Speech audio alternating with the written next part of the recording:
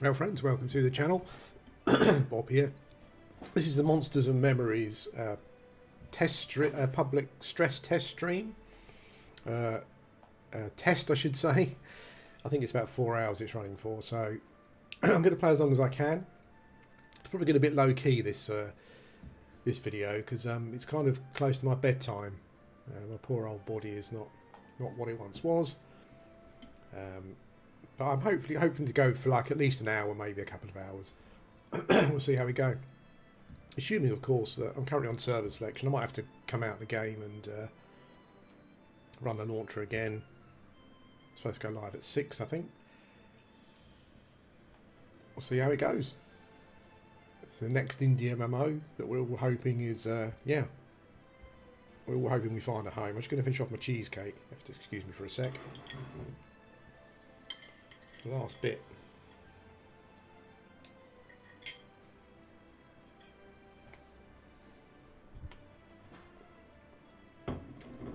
There we go. What have we got on Discord? Check to make sure it's all starting at the normal time.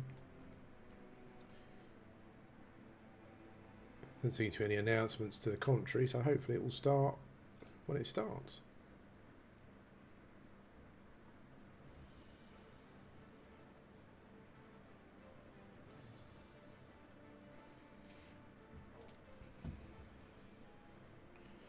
I think yesterday there was a 4-hour stream yesterday, and I think apparently it went pretty crazy. There was a lot of people playing.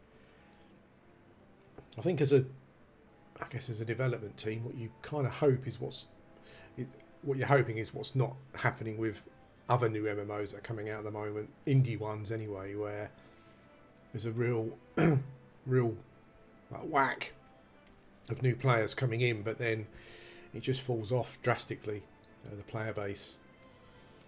You need to give them that thing straight away. You know, you need to. It wants to be a classic MMO, all that kind of stuff. That's fine. That's what we all want. But you need to find a way to, I think, marry that with just a way of easing players into the game and making them feel connected and invested early on. I think that's the key thing. You want those first few hours, those first few days, those first couple of weeks to really have a strong impact. I think one of the issues that I think games sometimes get is they start off MMOs anyway, and I know that this is what EverQuest was like, and we love EverQuest, and that's fine. Actually, I don't know if EverQuest was like it, but games don't give you anything to work with at the start. Many of the games I play don't give you much to work with at the start. There's a real investment, too much of an investment at the start to get you into the game. And what I mean by that is for your character to feel a bit like your character. When I think back to EverQuest, as a necromancer, you can get your pet. You can get a pet at level 1. As a mage, you can get a pet at level 1, and all that kind of stuff. You know, that's what I think. That's what you want. I think some of the indie MMOs I've played over the last few years, there's too much of a grind, too much of an investment before you start feeling like your character is the class, or your class is the class that you want to play. So I think that's one of the things that games have been missing over the last few years. You want your class to feel like your class, I think, pretty much straight away as soon as you're going. Some class identity, not to crazy levels, but certainly some class identity. So the server thing hasn't come up, so what I'll do is I'll just close that, relaunch, see what happens, shall we? I'm assuming it just say, oh, there we go. We're in. Woohoo! Exciting. Oh wow, I'm actually going to keep that bloke. That's amazing. I know about the classes and stuff, and I guess normally I'd start Shaman. What I think this video is going to be, excuse me, what I think this video is going to be is like a tour. You know, I've only got an hour or two to play, so it's pointless just sitting somewhere and just leveling. I don't think that is really going to help anyone. So I think what we're going to do for this video is I'm going to create a character. I'll get to level 2, depending on how long that may take. and then we'll go from there. I'm just wondering what the best class would be to do that on. I don't want to muck around too much. We'll test the game, play, get to level 2, then see how we go. I'm not going to muck around. Let's go for ogres. Look at that! Wowza, they're big lads. Let's go for an ogre shaman. I'm trying to think of what class would be a class that would get to level 2 fairly quickly. Then we can go and spend some of the video. We can spend the majority of the video just looking around as a tour, so we can see the game, as opposed to just sitting down and doing it that way. I think it might be more fun to do that. Let's go for the shaman anyway. I'm just trying to think if what I was thinking to myself about classes is, do any of these classes have a damage spell early on so we can just cast stuff and get up to level 2? I don't know. We're going in. I mean, I'm assuming there's a load of people trying to log in right now, but I hope you can hear me and the game looks okay. Whoa. Oh, there's no mobs.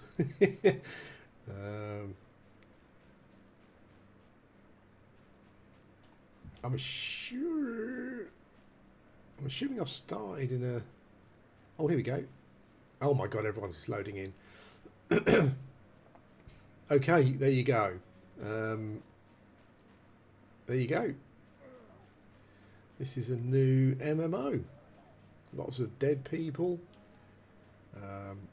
Lots of people kind of standing around. Do you know what? Oh, there's one of the devs, Goblin. Do you know what? I honestly believe that unless Shaman bits and bobs, yeah.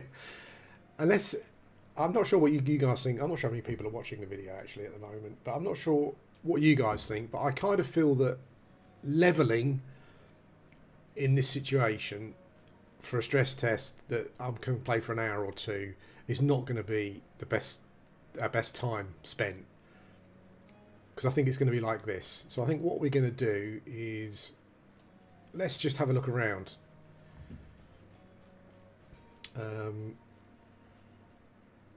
It's really smooth. It feels really nice. Let's look at my inventory. Ability book instead of spell book. Okay. Oh look, skills, innates and spells. Oh, okay. What are these? Strength. Okay, so I've got a couple of... Oops. Let's see how long the abilities take to memorise. So we've got a strength spell, buff strength, minor healing, very EverQuest Shaman. I'll stop it. That's not a bad thing.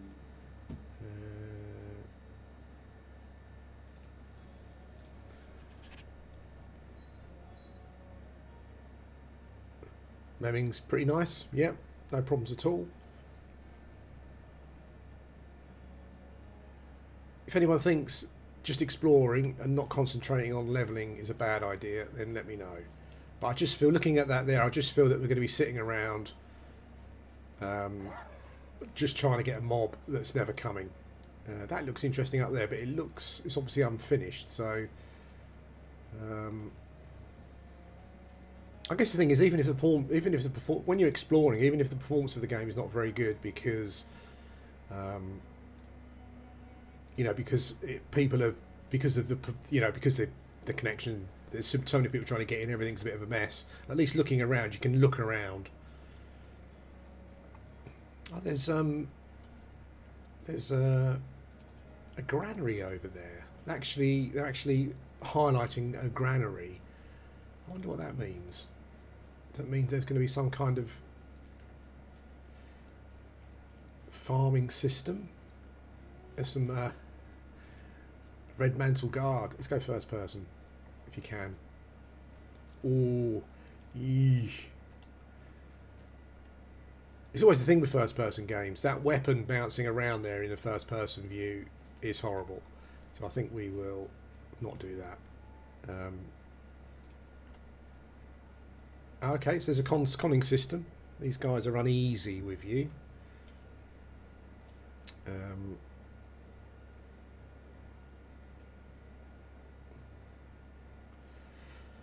got a number of systems here for chat.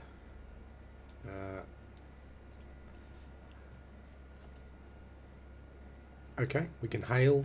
This is a nice little area here. Red Mantle Guard. Red Mantle Theologist.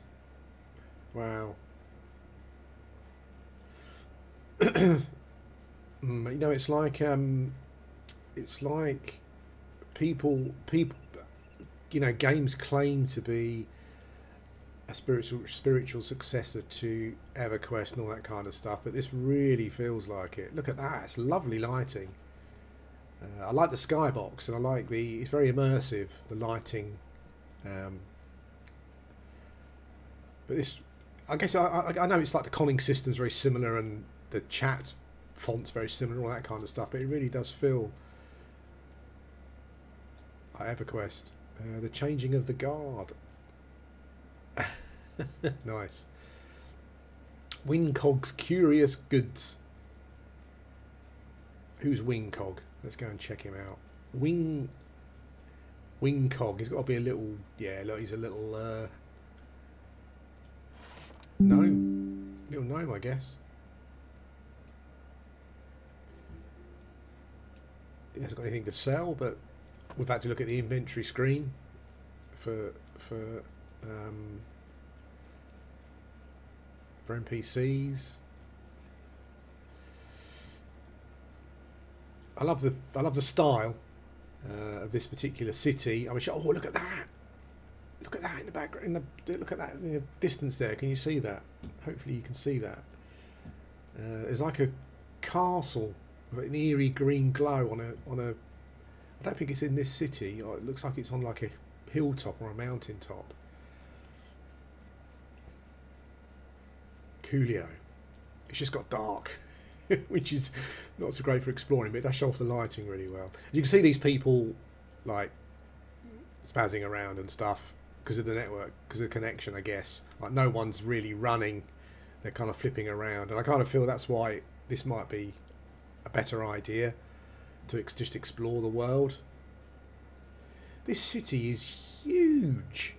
I mean, I saw some streams and I know that Sean was saying that they kind of wanted the city to be like a real feature where there were different areas, different things going on with regards to like hunting areas, and the city is just like yeah, it's huge, a huge zone just on its own.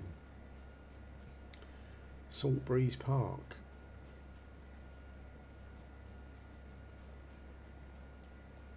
At the moment it's looking pretty unplayable, looking at the way that like if you were in a group, I'm not quite sure how it'd work. Players are kind of not really moving about, but I love the moon coming up there in the background. Yeah, as I was going to say before, it's got a real, I guess, like a Middle Eastern Arabian feel to it. I wonder if you're going to have different cities with different architecture styles and cultures, that kind of thing. There's a place over there called the Necropolis. Nice atmospheric lighting again.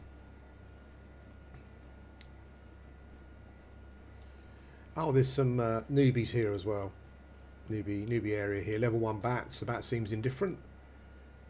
Bat will be quite risky. A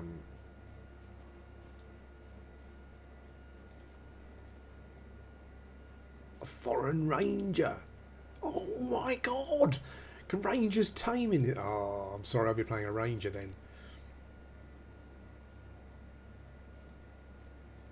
That is what EverQuest should have had, really.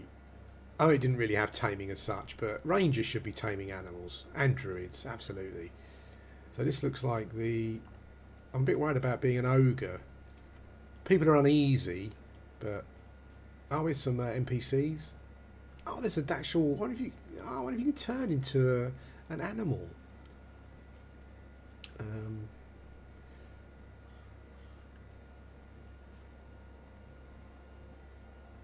Yeah, that's why I'm not going to do any leveling unless things change. As a druid, I just rather run around and look at the world. I think probably. Ada Nersine. Ada watches you carefully. The wolf bearing the spark of an unusually human intelligence flickering behind her eyes.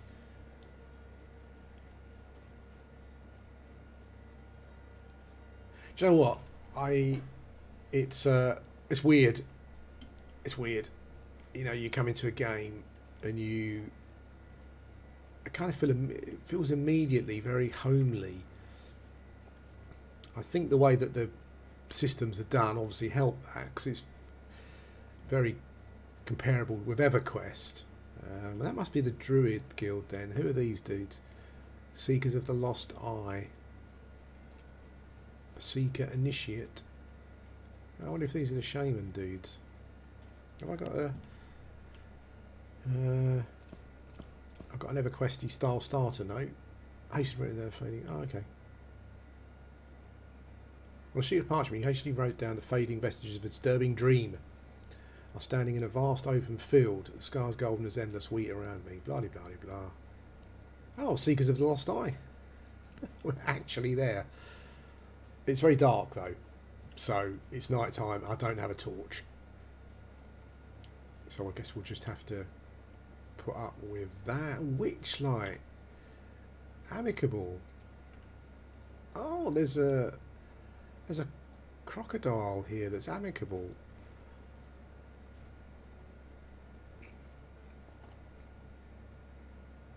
Watches expectantly. Okay. Old Mother Roshan. This must be the Shaman Guild then, by the looks of things.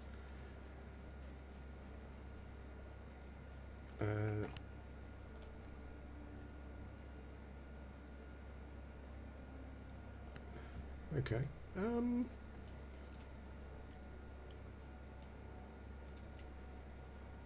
Okay. 3 NPCs. Choose the one in the middle. Business with the Seekers of the Lost Eye. Okay, well here we go. I can't see him. Shrew Tender. Ah! I got a Dusty Spiritist tunic. Let's take that off. Put that on. I also got a Spirit Pouch. Bring it to... So we've got a tunic, a starter tunic and a spirit pouch, and I've got to take it to Masume. Do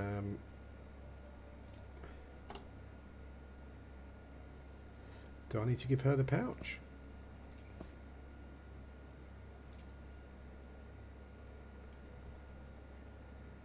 So this must be the Shaman quest, starter quest.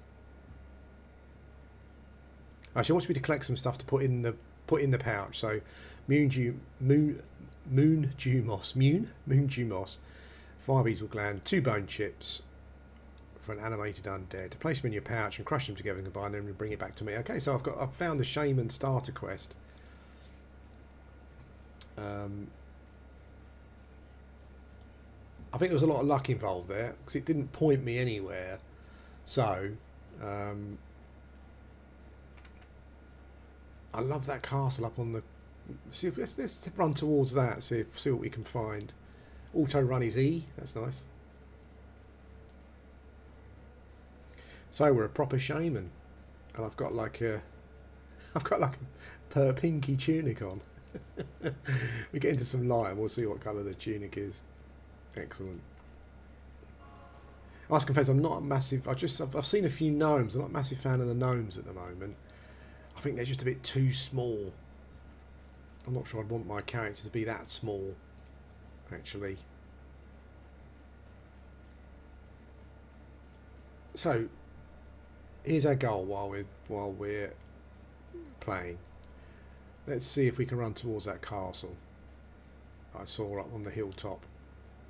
This looks like the main thoroughfare. Little sign there. Necropolis. That's where all you Necros and Shadow Knights go, maybe. It's vast. It's so big, this city.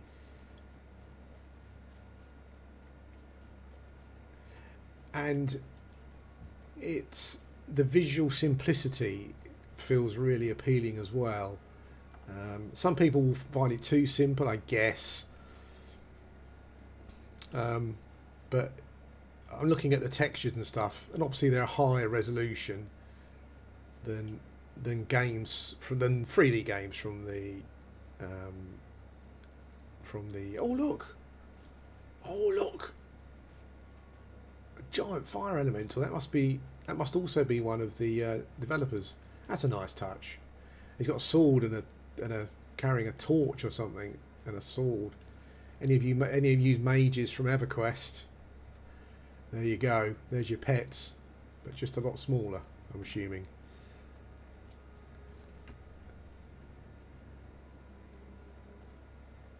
Yeah, I don't mind the gnomes. Just a bit too small for my taste, I think. I'll be interested to see what the dwarves like. I'd like to play a dwarf shaman. Oh look, the night market. I like the signage.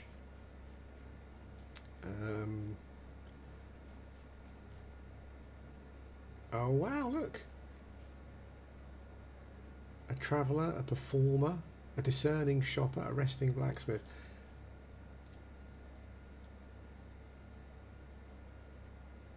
Yeah, I love the art style. It feels like visually it's like 3D graphics from the late 90s, early 2000s, but just high resolution essentially, which I like. Not much going on here, but it would be amazing if when the game goes live, you actually see people performing, dancing. Maybe you can hear singing music. That would be cool. The Thirsty Glane. We've got our little bar keep here. There are obviously some network issues because people are just standing around essentially. But it's very smooth to play. The engine, really nice. That's such an amazing site. This is what MMOs are missing as well, aren't they? It's like how amazing is it to have? So if we were playing an MMO, how amazing would it be to just have this appear and there's some kind of quest involved, or it gives you quest or whatever it is, or you've got, even if you just got to fight it, I understand that particularly as an indie MMO developer, you've got so much to do that doing these kind of things, running events, but I really don't understand why MMO developers just can't just log in every now and again to their game, create a giant character, and off you go. There's an NPC up there called Foss Dune Strider. Oh, he's come down.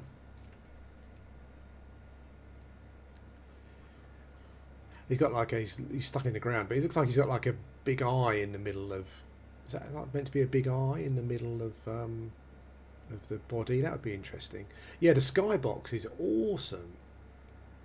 I hope you can see enough. I'm not sure when daylight will come, but that will be cool. We can see a bit more. Yeah, that's a really nice effect. What would be nice on the elementals is to make that look more like an eye. That would be awesome. Really creepy and whatnot. I'm not sure if this is all one zone, but it's a huge zone. Like you can see right over there. There's that castle on the hilltop. In my personal opinion, every new character, no matter who they are, should start here, like that. Basically here. Just start everyone here when you log in, because the start to an MMO is so important. It's so important. We've seen it time and again. And if I logged in here and I could see that, I would immediately feel like, wow, what is that? I'm being an experienced MMO player, I assume it's a high level area, or a high level area than I currently am. It gives me something, I can see that, I want to get there, it gives you something to work towards. I think that's what games are missing. I won't keep saying MMO, I say game, but I mean MMO. I think that's what they're missing. they're the ones that I've played. I don't feel any connection to them. I don't feel engaged by them. But this is whoa! Oh, look at that! Is that a mage pet again? Is that like a is that an iron golem or a stone golem or something? That is so cool. Nice. Yeah, the games, they don't engage us. You know, it's I'm not sure if I can explain myself very well, but classic MMOs are engaging pretty much from the start. EverQuest was engaging from the start. You got a guild note. You had to find your guild. You know, you're clicking on character. Even the simple thing of clicking on what this seems to have, which is what EverQuest has got, is a deep. Oh, hang on. What this seems to have is a deep. Hopefully, a deep. Oh, where's my chat? What's happened to my chat? What I'm hoping it's got, it looks like it might have, is a deep faction system. So already there are guards who don't like me so much. There was a couple of people in there who were my friends, who were neutral, all that kind of stuff. So already there's a lot going on in the game. I don't know what the crafting's like or anything like that, but already it feels like it's got those. Let's see what the spell. I can't go with my guy's spell effect. Nice.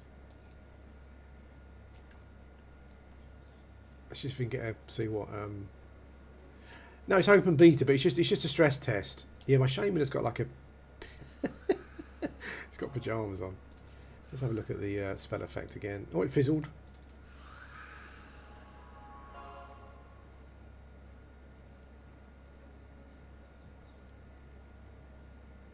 It feels so much like EverQuest.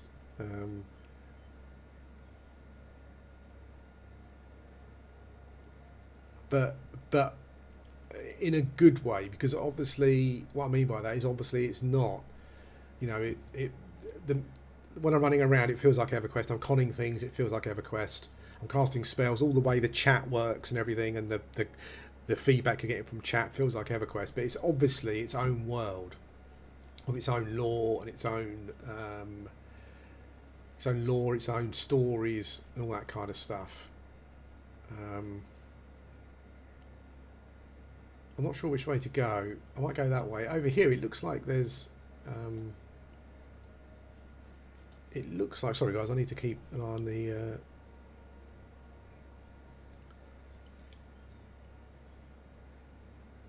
yeah, I think I'm going to assume the game still has, I'm guessing years, a couple of years maybe, or whatever. I'm not sure. I honestly don't know what their release plans are. I love the lighting in the buildings there. That's really nice. Over here, there's some torches, so we could go and investigate there. But let's go this way and have a look.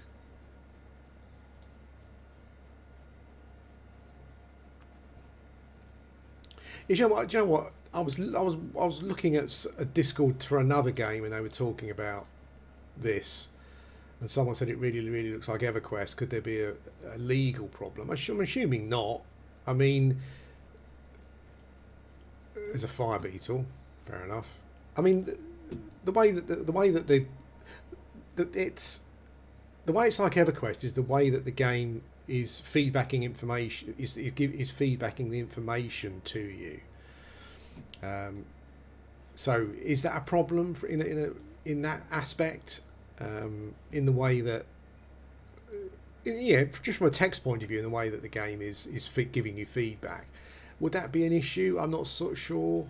Like some of the NPCs got the same names. I can't imagine any of that really would be a problem. I think the key thing to me is that even though I'm running around and it feels like EverQuest in the sense that like movement, I like it's got that FPS style. It's very, the feedback from movement is really good. I think this is strongly inspired from the way your character moves and the feedback the world gives you through the text bar. you know, maybe some of the spells are called the same name and that kind of thing, but really, you know, is that a problem? I don't think so. I think the key thing here is that it's all about the lore and the stories and stuff, and as long as that's... I'm just making sure that none of these mobs are aggressive. Oh, we've found the... No. Oh, look! A crocodile hatchling. It's basically Oasis, isn't it? It's awesome.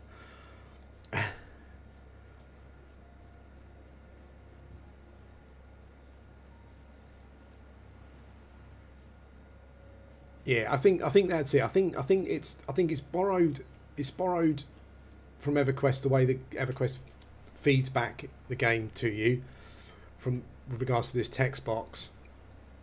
And there are some other things like names and stuff that are very similar. But at the end of the day, like, the world is fresh, new. It's been built from the ground up. When you look at a lot of the names and the lore and stuff they're talking about, I don't think it'd be a problem at all.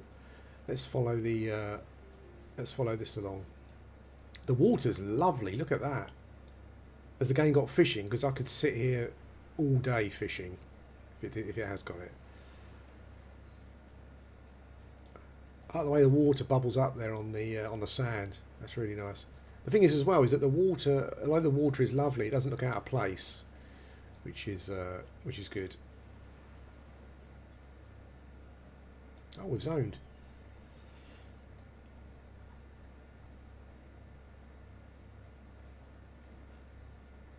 Ah, okay.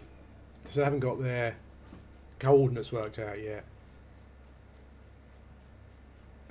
Yeah, I mean, Sean, I think maybe one of the other guys worked on EverQuest a lot, so I can understand. Using inspiration. Yeah, so it looks like we're in a new zone now. What's this zone called? Shaded Dunes.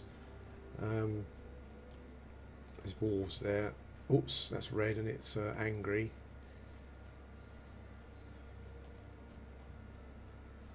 I just feel this is the best way of looking at the game at the moment, because the networking side of things seems a bit of an issue. It seems like it might be frustrating, so I think we'll just... I can see some... got some aggressive NPCs here. I'm worried about the zone line. Because I think what might happen is if I go too far to my left, I might zone back into the zone again. Let's go this way. But I'm trying to avoid that aggro mob there. Looks like the sun might be coming up. Oh, rotting skeleton. He's aggressive.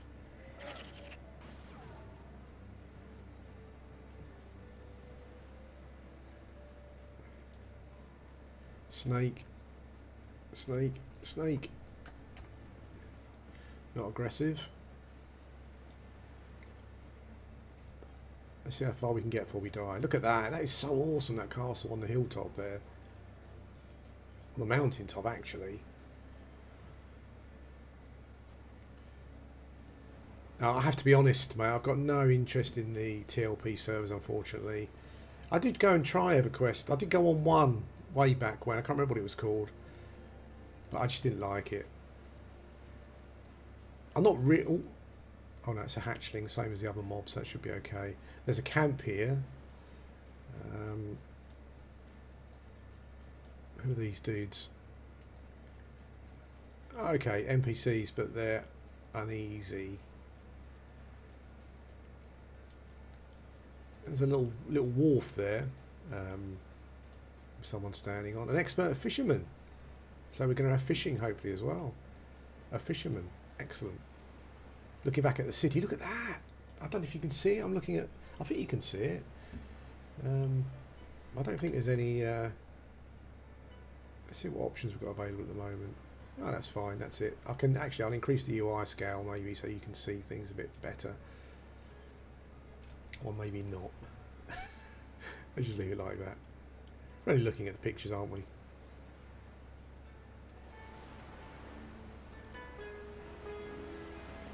I'll turn the music and the sound up a bit. Look at that. That is all an awesome view. An awesome view. It looks like there are some. Looks like there's a. Looks like there's like some kind of pier over there with a couple of big statues that are not obviously not finished yet. Comes take you to Cunark. Yeah, yeah. That's a lovely view though. Look at that. Oh, look at that. Fishing supplies, so we can fish as well. It looks like it's getting lighter over there. I haven't seen any. There doesn't seem to be any sense heading yet. That's fine.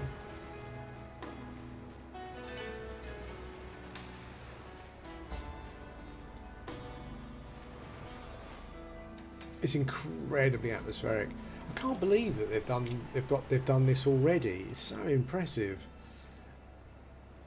Oh, hang on.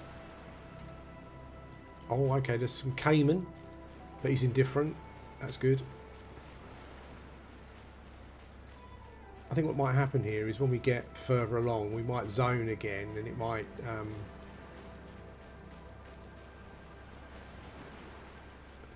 I'm happy we decided to do this rather than stand outside the gates killing things. I think this is definitely the best way, just to check out things. Wow, look at that!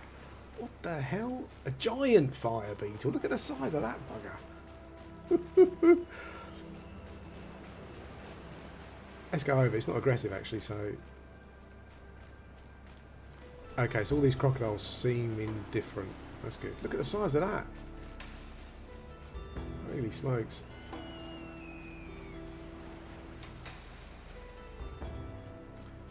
Let's go to the top of the dune and see what we can see. Nothing aggressive, hopefully. Rattlesnake. Indifferent.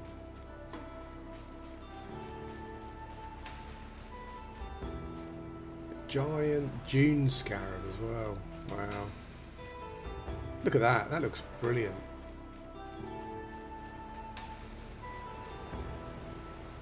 The night time is really good. Really good. I think they've maybe got the lighting just right. Because when you're somewhere where there's not so much light, you know, you've got a full moon above us, so that's...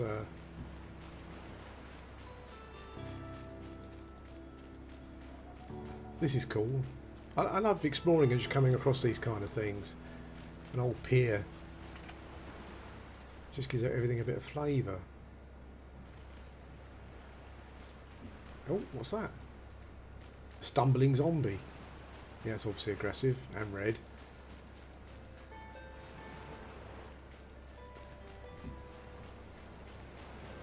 Wow, look at that.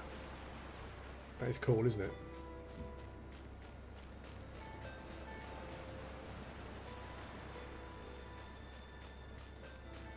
Let's be a bit careful here. There's like a...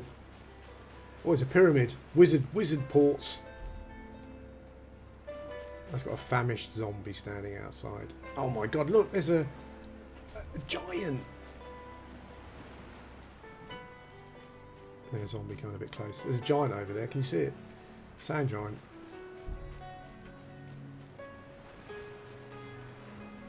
Wow. It's coming this way actually.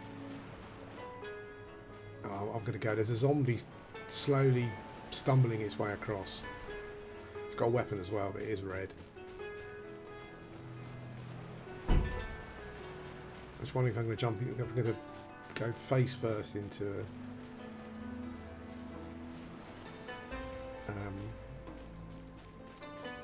a named crocodile or something, and I think we're all right. I love these long pillars that have fallen. These massive pillars that have fallen over. I just want to go and see that giant, but.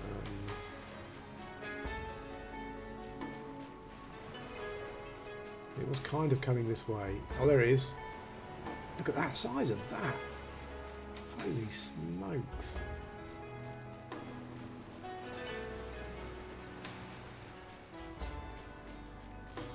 Let's go this way a bit. Let's see if we can get to that. There's like an obelisk here. Can you see it? That looks really cool. See the giant's head sticking over the top of that dune. They're huge.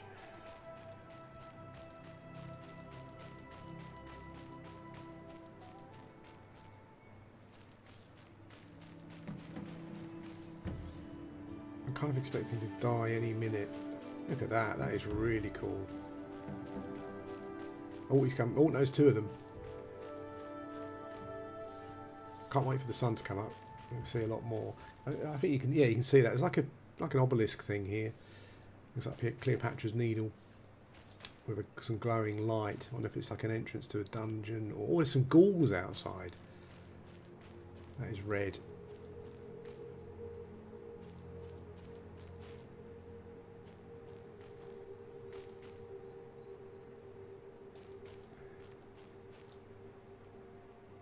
Let's see if we can go up here.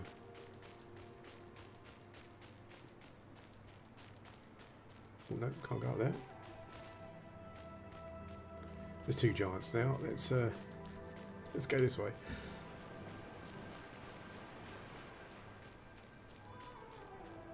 Not only do I like the visual style, I think it was a good choice from a performance point of view. I just think people will just have a lot less issues with this style. Oops, no. Oh, for God's sake.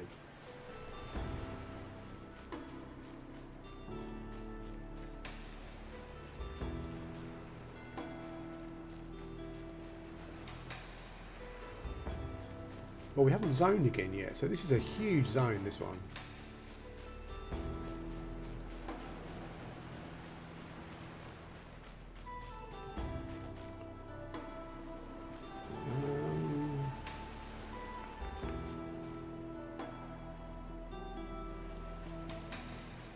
There's two moons, look.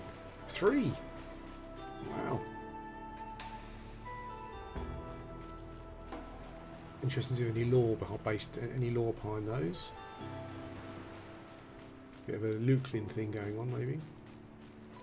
It looks like there's some torches ahead. Maybe there's another camp.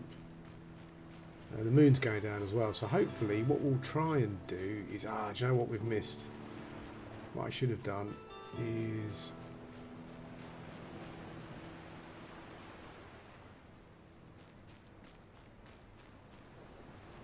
yeah. Hopefully we won't die. I just want to see the sunrise. Oh, there's a giant. Keep an eye on the giant. It's pretty clear here. Just want to see the sunrise coming up over. Which game comes out first, this or Pantheon?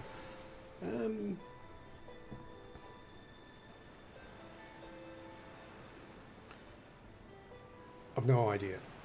I think the thing is probably I think the two games releases are probably going to be a bit different. I kind of get the impression that Pantheon devs seem happy just to keep working on it, no matter how long it takes until they are, you know, fair enough, it's their game, like they're happy that it's finished. Whereas I feel that maybe, I don't know, I actually don't know. This seems to be moving along quicker than Pantheon. Whoa. Look at that big boy. Clear off, fella. I want to see the bloody sunrise behind the city. Oops. Fire beetle's okay.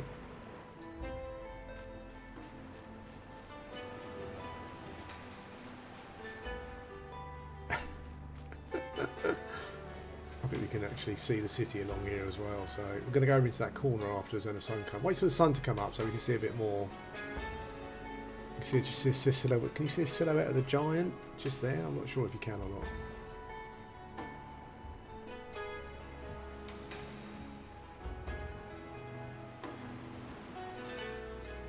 Look at that.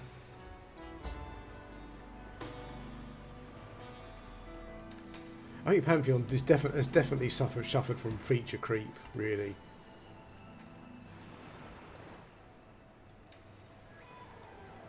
Or if not feature creep, maybe just trying to do too much at once before you release the game. I'll check it out.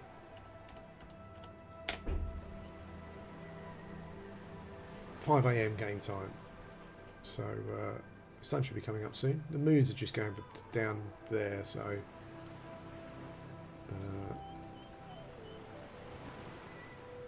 these giants they really roam. That was right over there just a little while ago.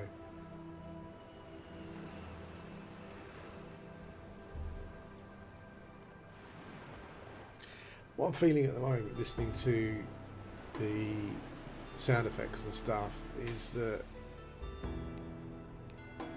it does feel like EverQuest in a sense that, like, I don't know about anyone else, but I would just go out into Kenos Hill sometimes, or sit by the water in Oasis or wherever it was, and just listen to the sound effects, soak up the atmosphere. Here comes the sun. Here comes that giant as well. I love the silhouette of the giant just above the cliff there. Nice sound, nice music as well.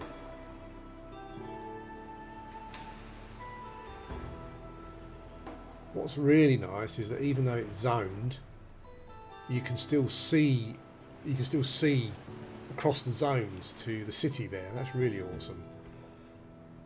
That giant's getting a bit close. Turn around, you bugger. The sun's coming up. Let's go back this way a bit. There's a camp over here. I'm just not sure if it's okay, not aggressive. That's fine. He's still coming. I wonder if he attacks the NPCs. That's a nice sunrise. That is a nice sunrise. And the city there is so atmospheric. So atmospheric. And that is a genius stroke. The fact that you can still see across all the zones, even though it's split. Okay. There's some camps over here, right on the... Yeah, this is a game where I could... Well, I don't know what level these crocodiles are, but come here at this level, just sit here, listen to the sea, kill some mobs.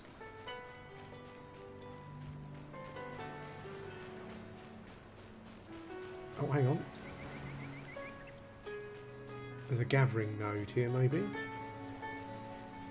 Look at that. Some copper, I'm assuming. You do not have the correct tool for the job. Okay, so there's some gathering nodes.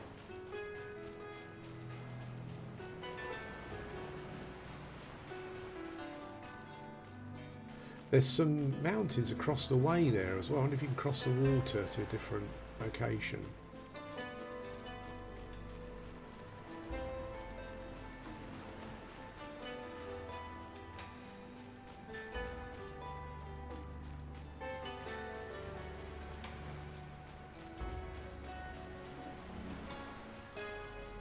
Oh, we got swimming.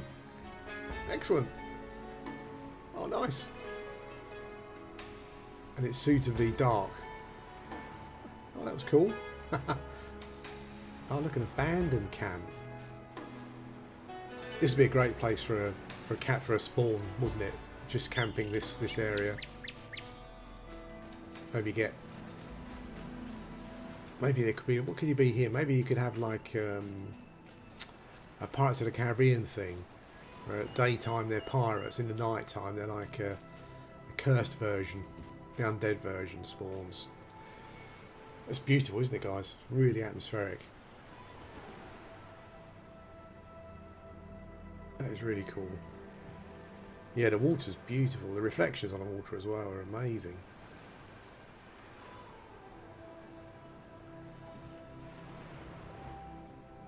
I've just spotted something over here where we might die. That's fine. Looking around, I did take a little note of it as I was running along. These mining nodes appear at where there are these rocky outcrops. The problem is here, I think, is that when the game... So I'm... Most of you might disagree, but I'm not one who feels that in a PvE game you should have to compete for resources. I just think it's a stupid idea. It happens in New World, but New World was supposed to be a PvP game, so I kind of understand it. But I don't agree that if you want to be a gatherer or a crafter, you should be locked out of materials because there's not enough to go around. In a PvE game, that just sounds stupid to me. So one of the things that I'm feeling is that I don't think people should have to scrap over resources. I don't know if people agree with me or not. In a PvP game, fine, but I think if you want to craft and gather, you should be able to just go out and do it. You know, the difficulty in the crafting and the gathering should be in the environment, in the world itself, when you're exploring. It shouldn't be, you know, like New World, where I'm running towards this node and I look over there and there's someone else running. Who's going to get there first? That's horrible gameplay. I don't like that at all. But I don't know what the plans are for that. But I always thought that in New World they should instance the resources, because it's not really a PvP game, not an open world PvP game anymore anyway. But there you go. That's I think the two things I don't like at the moment is the hammer swinging in first person in front of my face, and I'm a bit concerned. I'm only concerned personally because that's how I feel about it, but I'm a bit concerned about the nodes. I just don't think people should have to compete for nodes in a PvE game. It creates unnecessary, I think, customer service work as well. People fighting over them, arguing over them. I'd like to see. So we've got two things to explore. There's a cave there, and there's like a dragon or a snake's mouth pointing out there, and there's a little waterfall here. This zone is huge. So we'll go cave, waterfall, cave. Yeah, I don't even know if like hardcore, like classic EverQuest players would agree with me. I'm sure some would probably. I'm sure many. I guess people who are really competitive would disagree, but I don't understand what the competition is. I don't understand what the competition is for gathering nodes. Unless you're fighting over them, I don't understand it. Yeah, you can instant them per group, I guess. I'm not sure how the reality of that. Okay, here we go. I can't believe that we haven't died yet. Oh, this looks like it's gonna. Oh, it's just a dead end. Oh, okay. So that's going to be a dungeon entrance, I guess. Also, I like this. I like this moment of peace. You know, server's going down for a few minutes. Oh, bugger. Okay. Well, let's just camp. And then I'll hang around. Should only be a couple of minutes. There's a little patch going in to help the rubber banding, hopefully. I like these moments of quiet in games. I think the other thing that I've seen MMOs doing over the last few years as well is the world is just crammed with stuff. You don't get, like Project Gorgon, for example, you don't get 5 minutes to yourself just to sit down and admire the view. There's no moment. A bit like when you're in a group and you sit down and you're resting, you know, and you're having a chat and that kind of stuff. I feel that a game should have that as well. You know, it's I feel that exploring the world should have those quiet moments as well, where you can just have a look around. You haven't got to worry about mobs and stuff all the time.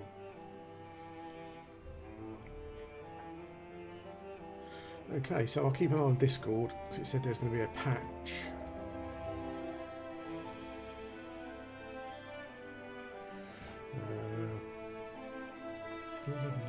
Patch notes.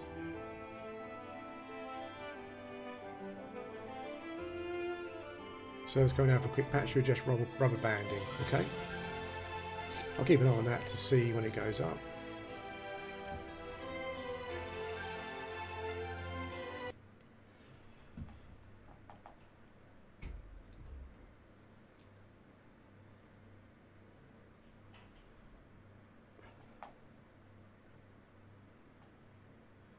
Yeah, that would work. That would probably work as well. I think that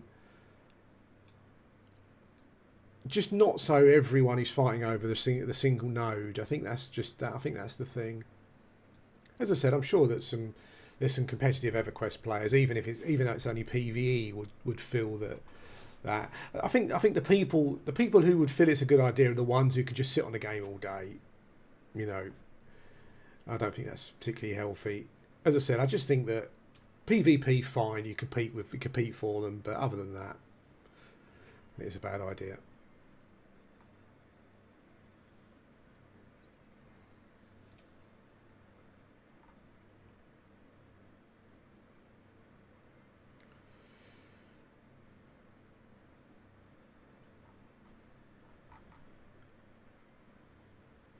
I have to say, what I've seen so far, like it's really impressive, really impressive.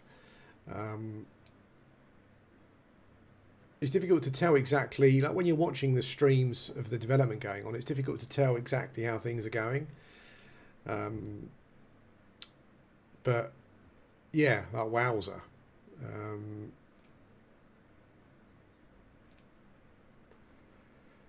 I just want to get onto the. I've lost the channel that was telling me about things coming down and going up and stuff. Where's it gone? Oh, Bob, you fool.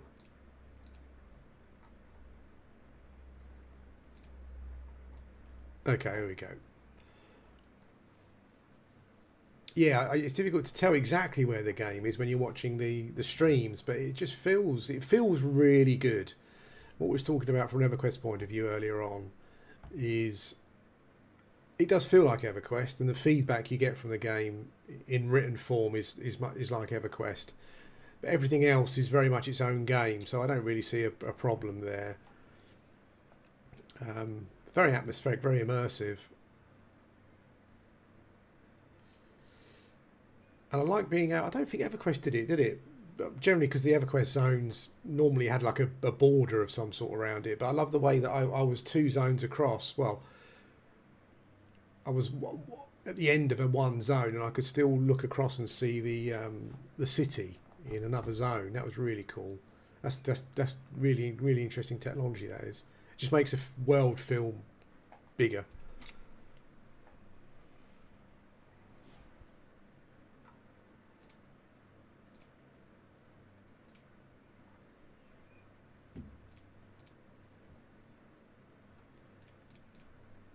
I'm not sure if I should close this and reopen it again, or if we just better go straight back in. Not sure.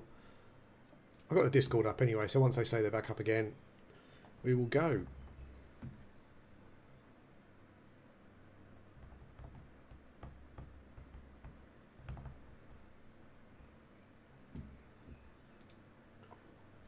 There seems to be a real, like, reading the chat and looking at the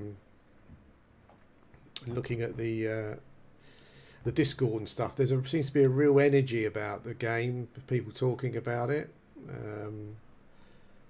which is a good thing. I guess the thing with this game is a bit like Pantheon, really. Is I think over time, not for everyone, but I think for maybe the majority of people, you know, like the excitement gets tempered a bit, you know, and you not lose interest, but maybe you don't follow it as much as you were following it and whatnot. That's the problem with MMOs, isn't it? It's just the time investment to create it, and the time investment for us, the time for us waiting for it to come out. That's the.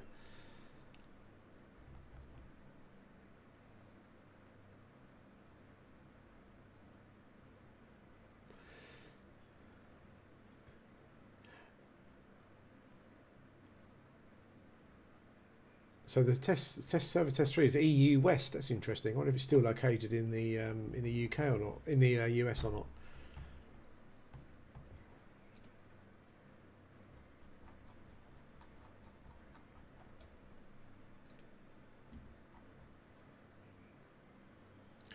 The other thing I think as well you get, I think what a new MMO brings with it, and obviously we all move from one game to the other and that kind of stuff.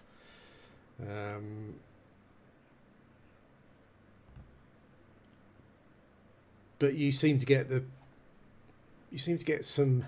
People might say the same about me actually, but you get this people who had a very what I would call not a great attitude in the previous MMO coming to the next MMO. Like in a Discord, I've already, you know, like a couple of weeks ago or a week or two ago, I saw a couple of names I recognised from Embers Adrift, basically saying the same thing they were saying in the Embers Adrift Discord months ago, and look where that game got. You know, things about we don't want WoW players here, and like just trying to dictate who can play the game and who can't play the game, that kind of stuff. But as I said, people might say the same about me.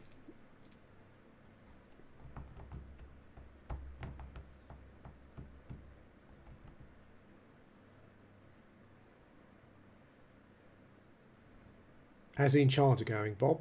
All right. Yeah, Night Harbour's huge. I seem to remember Sean saying on one stream that it's kind of like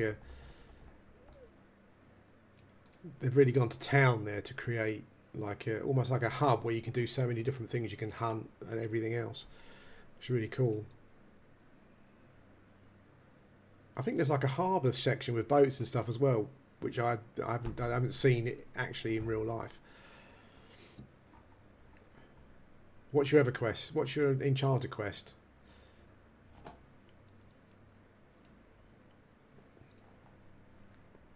I actually, like the other day, I watched the video. I watched a video of the developer playing through the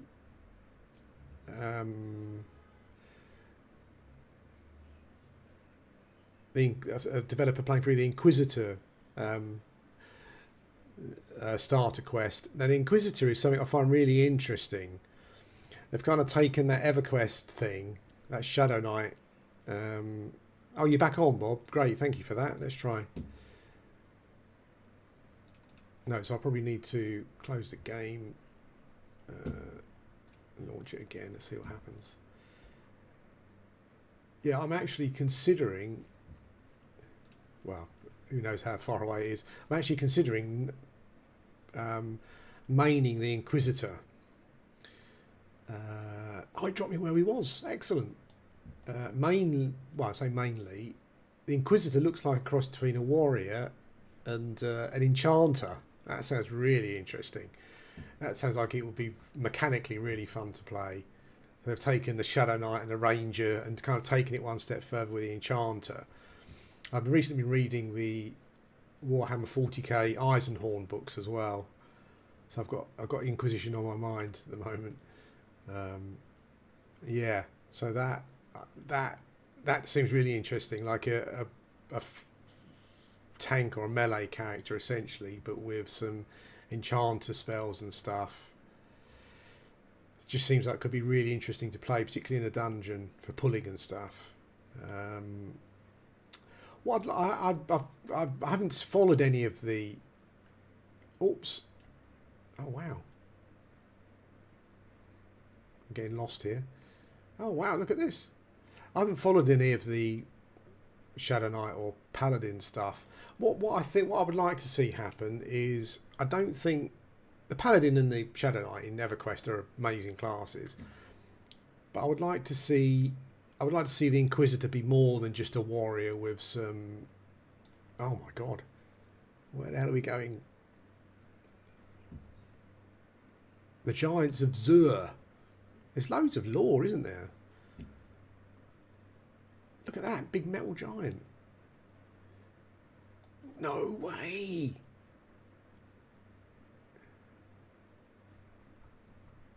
Oh my god, it's really dark. Look at this. I think we're just thrown into a dungeon. The deep dunes.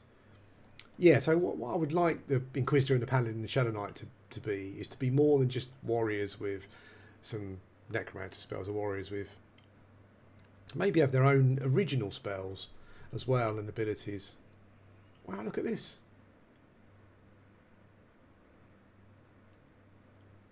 Wow, it's like an underground. Wow, look at that.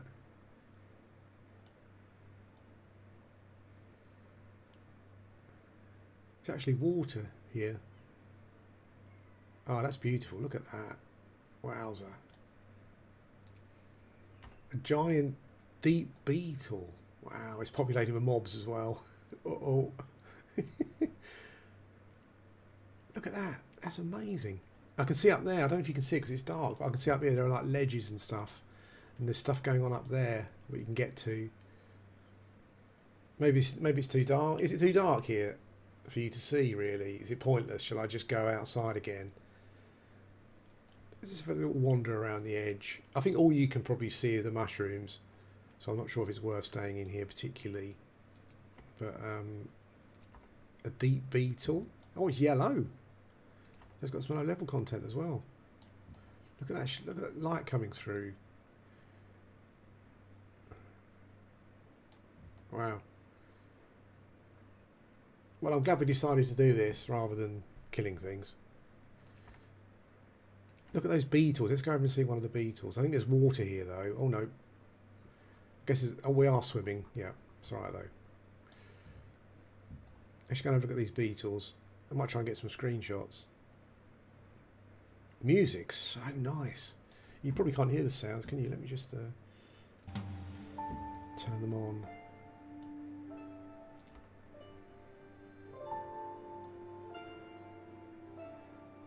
This is a... I know you, as I keep saying, I know you probably can't see much, but there's so much going on here. It's a really big zone as well. Wow. Oh, look at those beetles. Holy smokes. What a zone to come and hunt in. Can you imagine? The darkness.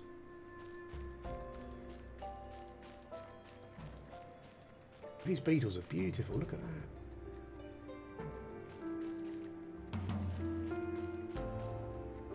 Nothing aggressive so far.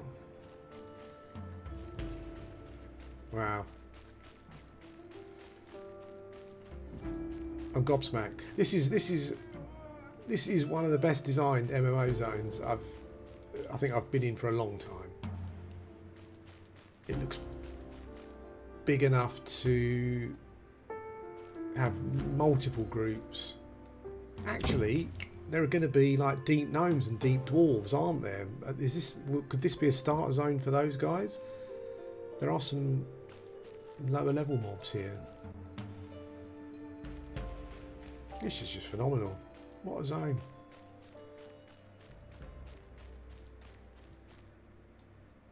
The immersion is off the charts. Actually off the charts.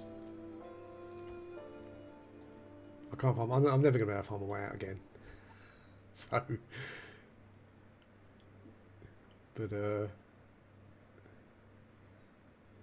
wow, it's huge. It looks like there's something up there. I don't know what it is. It's like there's an entrance over there. Let's go and check it out. While we're still alive. I'm going into a dark bit. I can barely see, so you probably can't. But just up here, there's some light, I think. So hopefully, we will. This is huge. This zone. I think this is. This feels like it's in the cliff. It feels like it's in the cliff where that castle is on top. I think the game's got handheld torches in. I should have got one, shouldn't I, before we came out?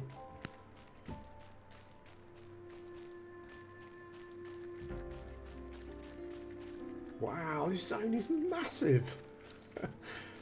We're still going.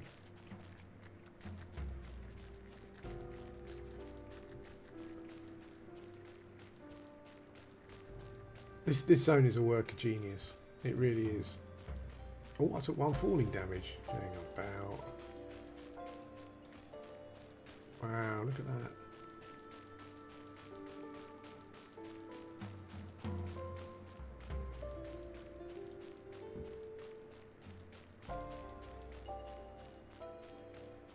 This is almost like an experience rather than a game. There's some bats over there. A black bat.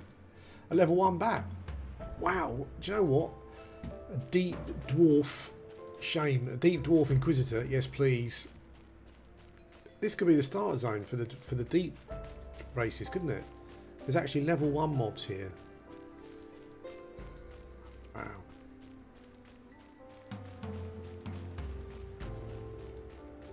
It's so big as well. Holy smoke. This is almost like a...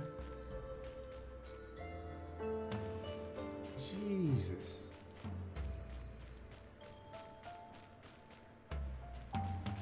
Let's go over here. Yeah, so these deep beetles are level 2. These bats are level 1. There's loads of beetles here and stuff. There's loads of level 1 and 2 mobs here. I'm assuming that these races will have some sort of infravision. I'd hope. I'm going to drown here. Let's get out of the water.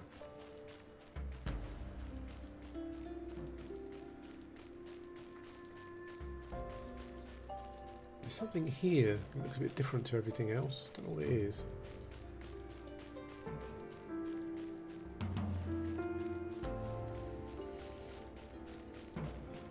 Wow.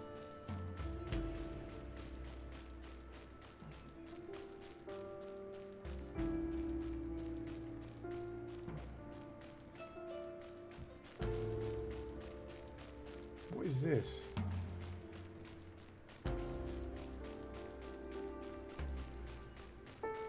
Maybe it's nothing. Oh, I think it may be just a light reflecting off of...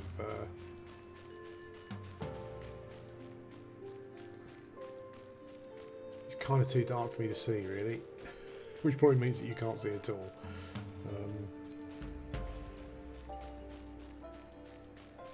Let's see if we can walk up. It just looked like it was something different from a distance, but I don't think it is. No. Just that light reflection there. I saw it from a distance. I thought it was something else.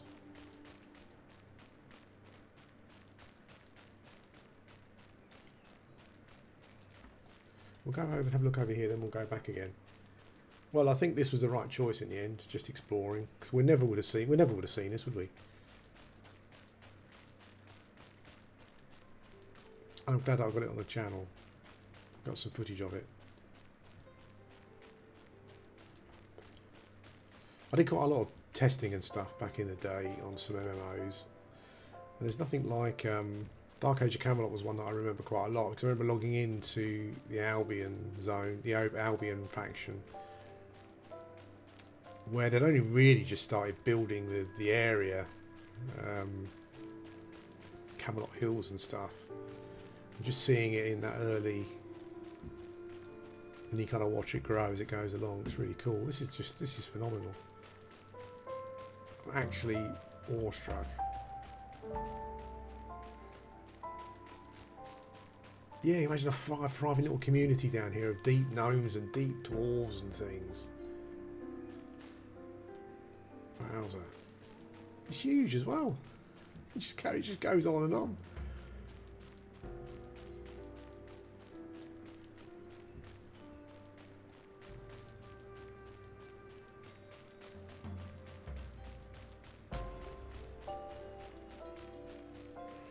Okay.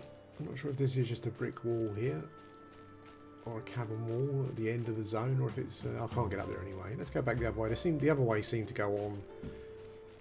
Let's go and check it out. The music is spot on as well.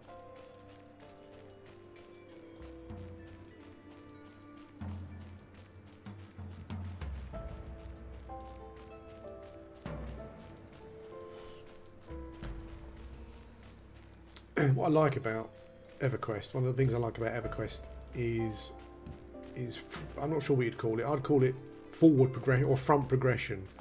So wherever you start your character, your progress is always forward with regards to well, forward from where you start. But I like it done like EverQuest in a very, I guess, structured way, where you move from zone to zone and area to area, and the mobs gradually get higher. I know that the game loses that as you go further as you level up further, but I do like that at the start. So there's definitely got some level 1 mobs here. So I've definitely got a strong feeling that this is going to be the deep races starter zone, and so much more. You could fit so many different mobs and camps in here. Well, super duper.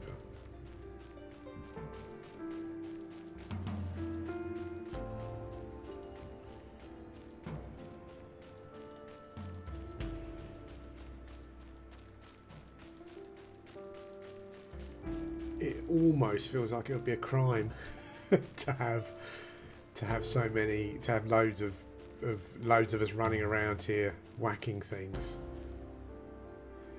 I'm glad I've done this actually, because running around here on your own really is an experience. And,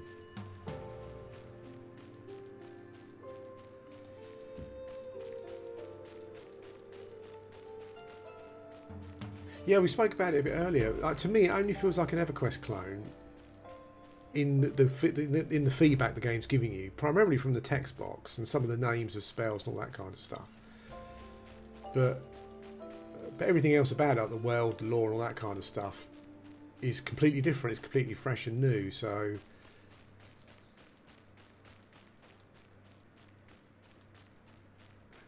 wow. Okay. Well, I'm glad I got to come here on my own, actually, because this has been an experience more than actually playing a game.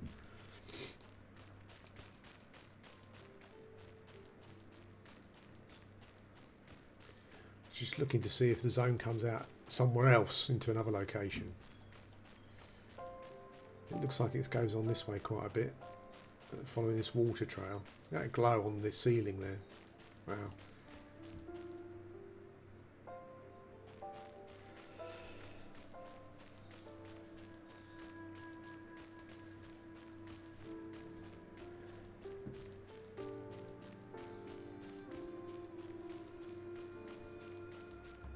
Yeah, I was just looking at some of the splash screens and stuff, and just watching a lot of the streams and whatnot. It's kind of got lore and story all of its own.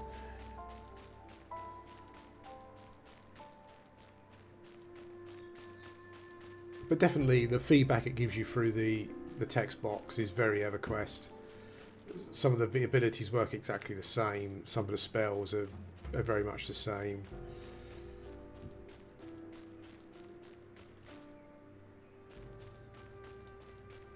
Well, it's certainly playable in a sense that you can go and kill mobs and stuff. I mean, I don't remember. I seem to remember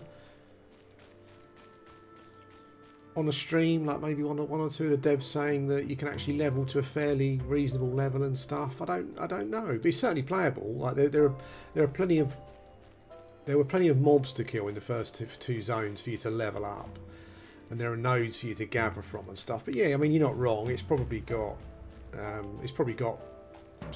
years of development ahead of it.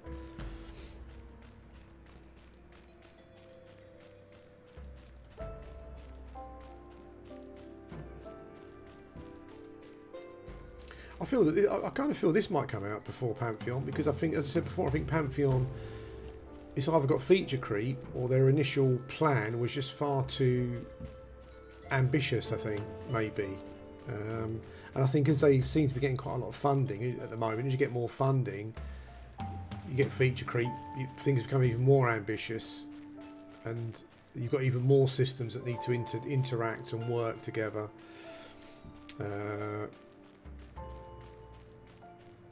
Yeah, whereas this, I kind of feel that there's a fantastic basis. I mean, this is just, you know, I know it's just a zone, but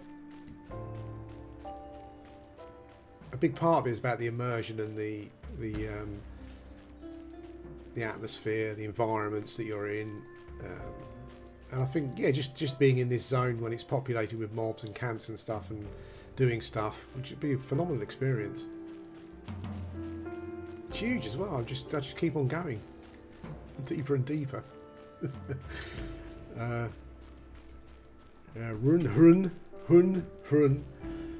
The ogre shaman will probably, this will probably be where he spends the rest of his life, his virtual life.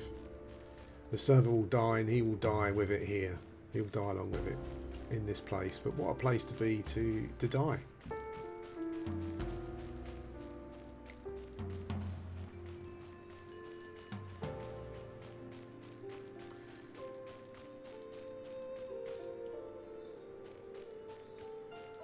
Yeah, I mean, I've stopped following Pantheon.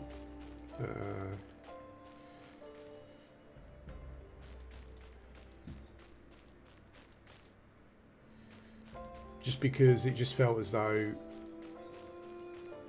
there's a darker section of water here. I'm not sure if I can go underwater, and what I'd rather not do is drown. I can avoid it.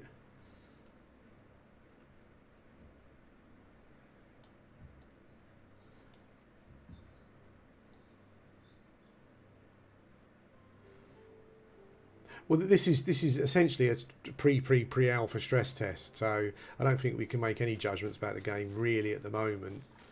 The only reason that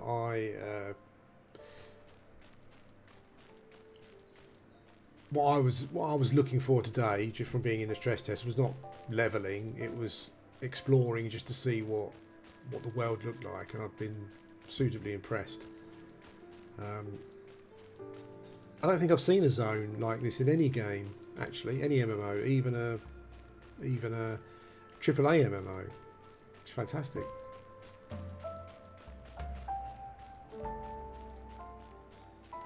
But yeah, this game is so early on in development, you can't really, you can't really look at the leveling experience at 1 and then really have any idea of what it's going to be like when the game comes out.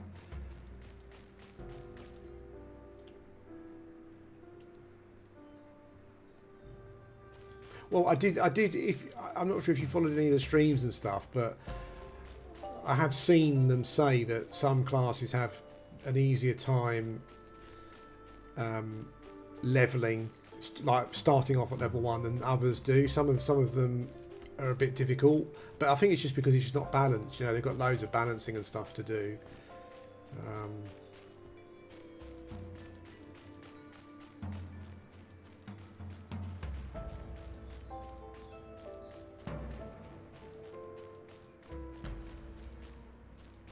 It's very dark here. I do apologise. You probably can't see a lot.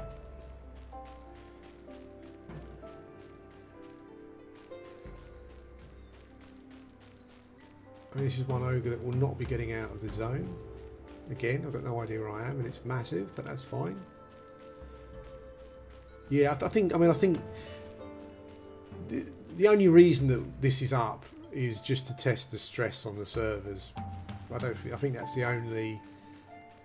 That's why I didn't do any leveling, just because it just seemed.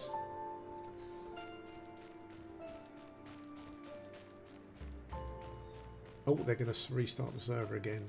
Yeah, I just felt that. Yeah, I just felt that it was pointless leveling. I'd rather have a look around the world and see what they've done. I mean, this zone is, as I said, this isn't the game. This is an experience. This is, and you're probably not getting the same idea because you're watching me do it. But sitting here, this zone is an experience. Hats off to them. And because we know that there are deep races, deep dwarves, deep gnomes and stuff, then I kind of feel this might be the starter zone for those, which would be amazing if so.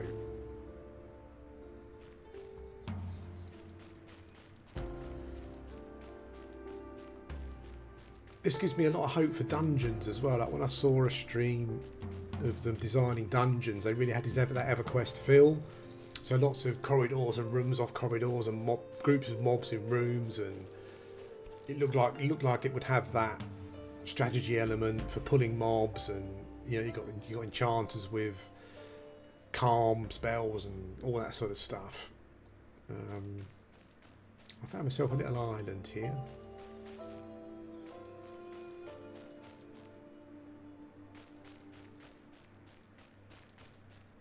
A little island for us to sit down, and that might well be that.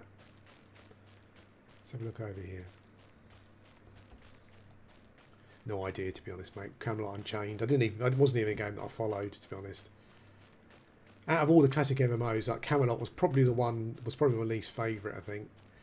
I played it a fair bit. I got one class level 50, I think it was at the time, but.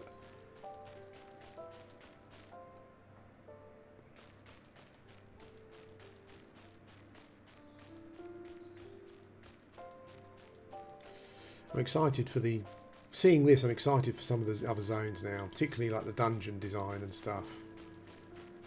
This is very impressive.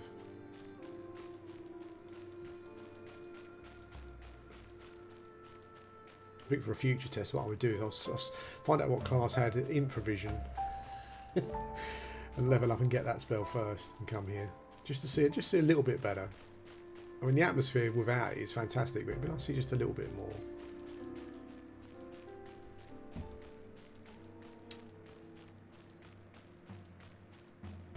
I think what I do to end the video, end the stream, is I will, let's log out here, quickly start another character. I think there is a dungeon. I saw people talking about dungeons. Let's log out, create a new character, and then go and have a look. See if we can find the dungeon. There was at the beginning of at the gates of the city, there were two ways we could have gone. I went left, and to the right there were these torches stuck in the cliff face. So what we'll do is we will create a new character and go right this time and see what happens. Hey mate, how you doing? So I mean, so I'm flabbergasted. That zone was mental. If that's the shape of things to come, then oh, look at this dude. He's a dude. We're keeping him. Let's start a human ranger. Let's go. Oh, now I'm just like want to play all the time.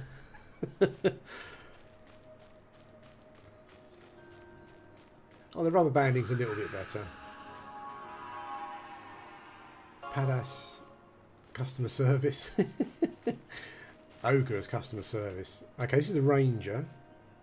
And I saw at the start, the music's beautiful. At the start I saw that the ranger's got 4 abilities. What have we got? Throw. Oh no, what's throw? Throw must be a skill.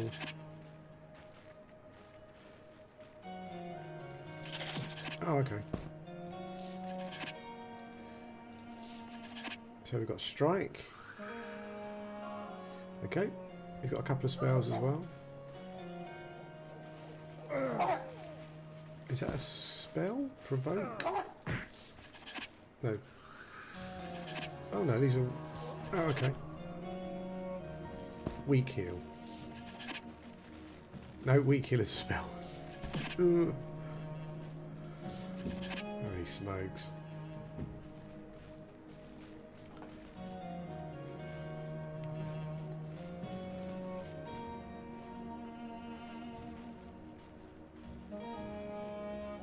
I'll start off with a bow and 500 arrows.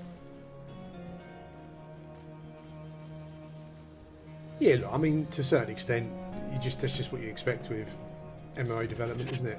I don't think there's any way around it. What's the time?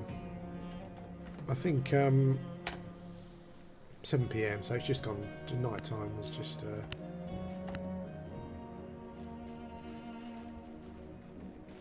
It still looks like it's not worth doing any hunting because of the rubber banding stuff. I think trying to kill a mob would be a bit of a nightmare. Yeah, so rangers. I spoke about the Inquisitor, which I think is going to be a really exciting class, but also when we started at the beginning of the video, a ranger had a tamed animal. So if that rangers can tame animals, I'm in. Yeah, so we didn't. This is what I saw before. We went that way last time. I still can't get over how amazing that castle on the cliff looks like over there. And my character started outside the gate, and you immediately see that, and immediately you're drawn in. You know, you think, I want to get there.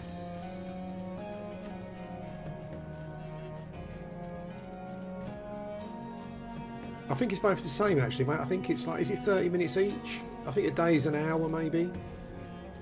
Oh, hang on. A diseased jackal. Okay. Not for me, thanks.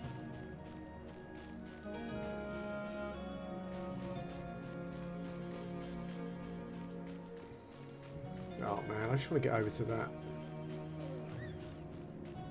I just want to get over to that. So I just want to see what this is. I know I'm avoiding fights, but it just doesn't seem worth fighting at the moment while the rubber banding's going on. What is that? A Shearer warrior. It's aggressive. All the mobs on this side of the zone are aggressive. I wonder if that means it's a yeah, like a ruinous thing. Bit of archaeology. Archaeology skill would be good in this zone, actually. Bit of Indiana Jones. Where are those torches? Maybe it's nothing. Oh, it's a camp. Oh. Hey, dude. How? Do you need something?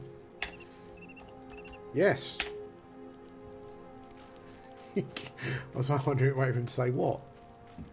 Okay, so we found a little... Okay. We might zone into another zone here, I guess. We have to watch out for that. I think dungeons are really dark and I haven't got a torch. But I'm just trying to get some footage of it, essentially, so...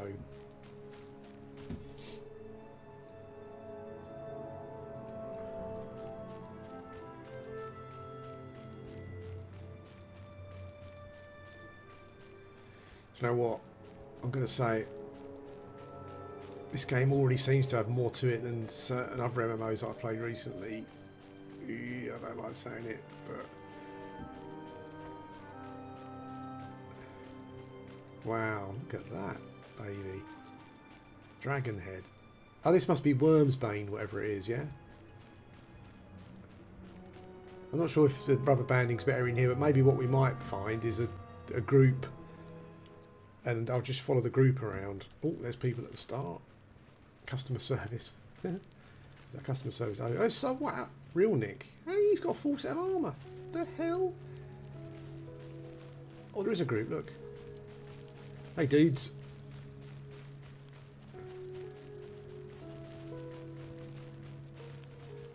I don't want to pull anything on them. Is Real Nick a developer? I don't know. He's The dungeons feel really cool, really atmospheric. There's Robert the Snake. Oh, he's a player. Why is he a snake? Oh, there's loads of players coming out. Are they zoning or what? Oh, look, fire elemental. That elemental look cool. Look, this game already has got. This game's already seems to have more available to it. Just more things going on, more systems. Oh, it's been... Let's just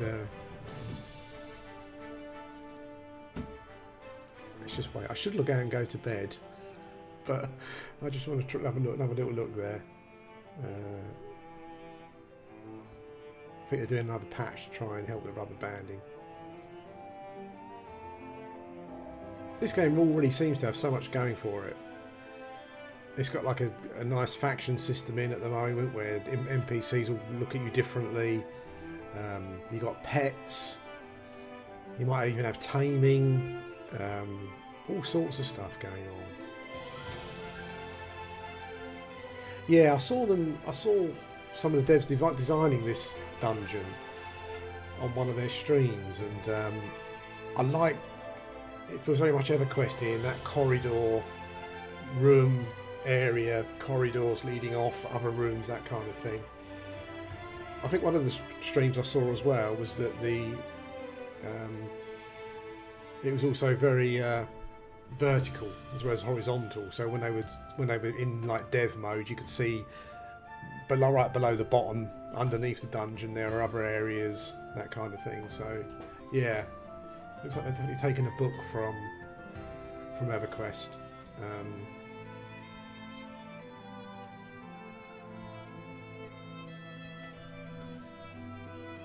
If anyone gets back into server 3, let me know. And I'll finish the video by popping in and having a look around the dungeon.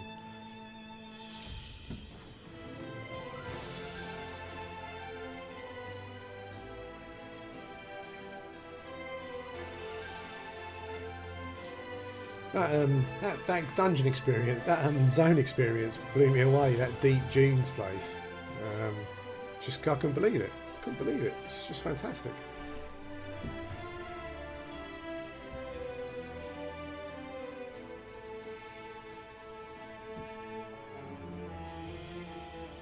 There are a lot of classes as well to start off with, which seemed cool. I think there was a spell blade, which I guess is going to be like maybe a. I like the fact that they're leaning into that mix of warrior plus something else thing that EverQuest did. Spellblade, maybe a warrior plus wizard. Inquisitor, I like the looks of Inquisitor plus enchanter. That would be really interesting. But I would like to see them be more than just a warrior with some enchanter spells, though. Like, just give them more of their own stuff. The quests look good as well. Like, I watched the developer doing the Inquisitor quest, and you had to go and spy on some people and then follow them and do this other weird thing. I'm not quite sure what he was doing, but you had to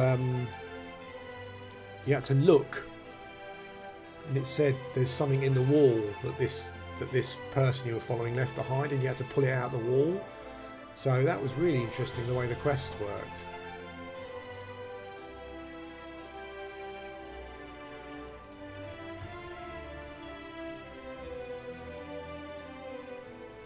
I like the way that they're working on patches while the test's running. Quickly take the game down. The patch seems to be implemented really quickly. Back up, off you go.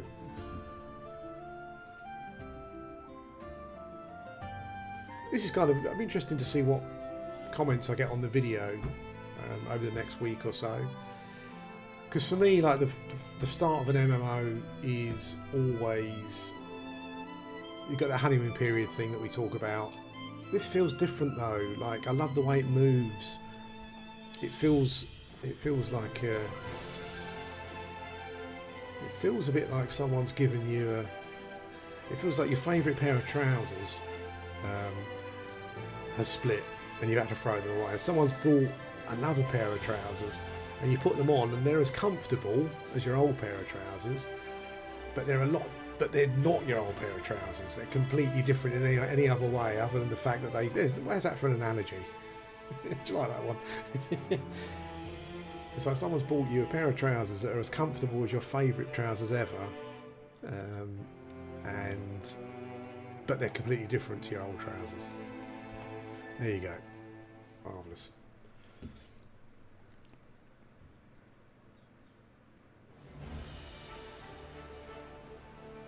Yeah, well, I think that the thing they need to get right. So I've said this in videos before, talking about dungeon design, but not just design in the sense that the actual zone itself, but the way you interact with the zone, the way you interact with mobs, the way they interact with you, and a lot of that tactical combat and that emergent gameplay stuff you get is to do with AI to a certain extent, the abilities that the mobs have got, all that kind of stuff. I'll never forget being in, is it Sebelis? I can't remember which dungeon it was, but I'll never forget being in Sebelis and getting charmed by an enchanter. Group wiped, I was charmed, and the enchanter just wandered off into the zone and I had to follow him. and typically the charm wore off when I was deeper in the dungeon than I should have been, and I obviously died easily. So that's the hard bit to recreate. So you can create the dungeon, make it complex and interesting from a design point of view, but what really makes, like Guck, I've said before, like with Guck, you could go into Guck 1,000 times and your experience will be different every time. That's genius. That you almost can't create that. Like with EverQuest, I kind of feel that someone's created a dungeon, someone's got the mob behaviours and the spells and the abilities and the player classes and all their abilities and the way that they all interact with, the way that everything interacts with each other, and they've just said, like, there you go, and that's what you got. I don't think you can actually design that. So I don't think you can sit down and design that kind of thing. I think it just happens like magic, really. And that's the thing with EverQuest dungeons. You can go in an EverQuest dungeon and it's different every time. Every single time you go in, maybe subtly different in some aspects, but it'll be different every time, just because of the way that the mobs behave. Even the pathing, even the crap pathing, is a moment of like, you know, it creates great experiences as well. It's like when you play like an open world game like GTA and you go and park a car across the road and you just watch the chaos ensue. You know, that even things like bad pathing, I think, all adds to it, because it creates those unexpected moments. I've lost my mouse cursor, God's sake. Let's quit and let's see if we can get in.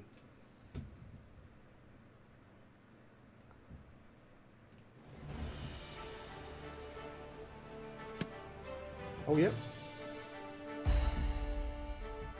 I'll be finishing soon, but we'll just have a little look at this zone here. What is this? Okay.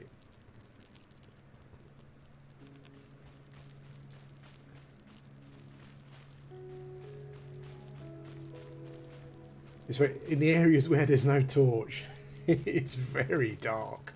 Holy smokes. Oh, look.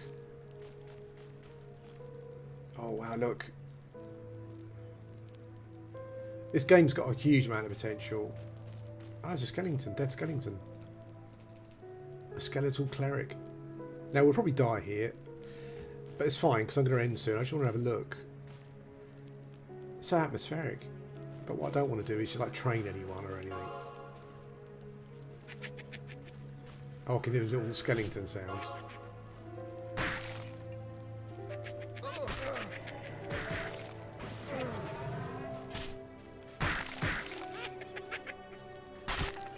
Smile, friends, you're on video. Cool. So I'll just faff about behind these dudes for a bit. Yeah, this feels like EverQuest's dungeon, doesn't it? Slowly pushing your way through. The way it's designed, there's a cleric over there. I don't want to pull that. I don't want to get in trouble.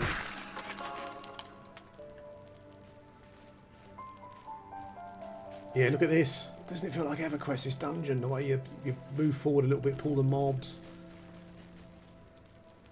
Do you know what really makes it as well is the fact that, is this a, yeah, I'll go over here. What really makes it as well is the fact that the movement. So, like, I don't know if any of you agree with me, but EverQuest, what I liked about EverQuest was the fact that EverQuest, in the way that it moved and played, felt like an FPS. It was very smooth and snappy, whereas something like Dark Age of Camelot, for example, different graphics engine. So I think they introduced more animations to the characters. The characters felt a bit sluggish. What I like about this, it feels like EverQuest. And well, that scary little cleric just casts the stun spell. Yeah, the way it feels really smooth, the movement, almost like an FPS.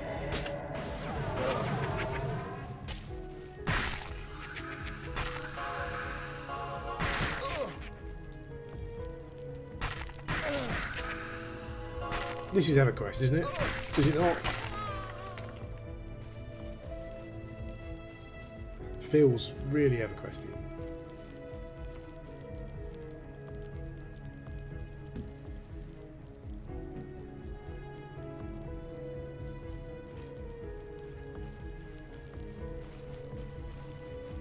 And the game's already got this experience. It's already got this. It's amazing, isn't it? It's already got this dungeon experience in the game already.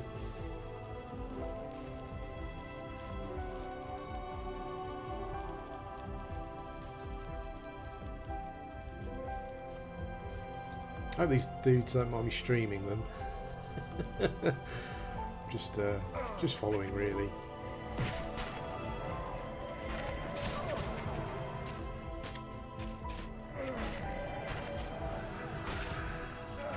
Very voyeuristic. Why not? Is that cleric? Spherical cleric casting the stun again.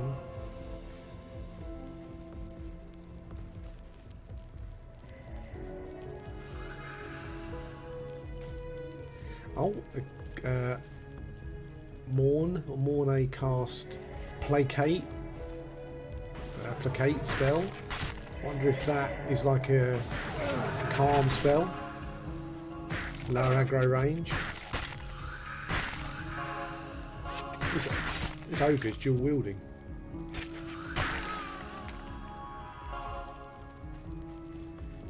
Cheech seems to be doing all the damage. Maybe a warrior. Oh, there's 20 players down here. Cheech is a monk. He's an ogre monk. That's the other thing I like about it as well, is that you've got all these amazing class and class race combinations that you never had before. You want to be an ogre cleric, maybe? You can.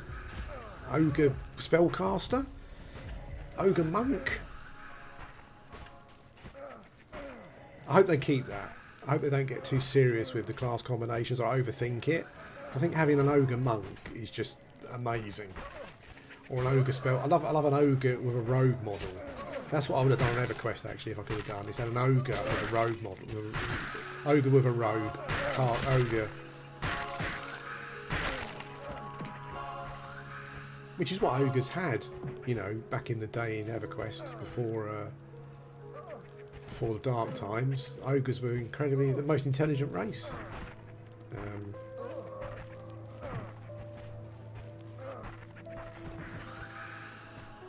think we're coming up on another group. This dungeon crawl is fantastic. This just feels like being in an EverQuest dungeon, doesn't it? And these guys are only like level 3 and 2 and 3. There's a couple of GMs in here. Beastmaster. There's so many classes I want to play. Beastmaster is like the Beast Lord from EverQuest, I think.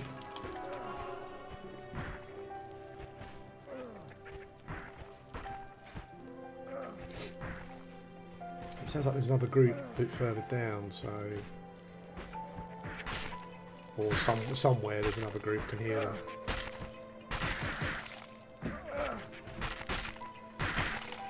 This is incredibly relaxing to do, actually. Even if I'm not in the group, just watching. I think when I'm level 60 in this game or whatever it is, I think what I'll do is invis down and just record people, just record newbies grouping and stuff, and that'd be a lot of fun. I should really go actually. It's way past my bedtime, even though it's only 7:45. Stunned again, look. Stunned by the cleric. Oh, big Paul. Clerics on the cleric. Is it the cleric? I don't know actually. Two clerics there, 2 casters.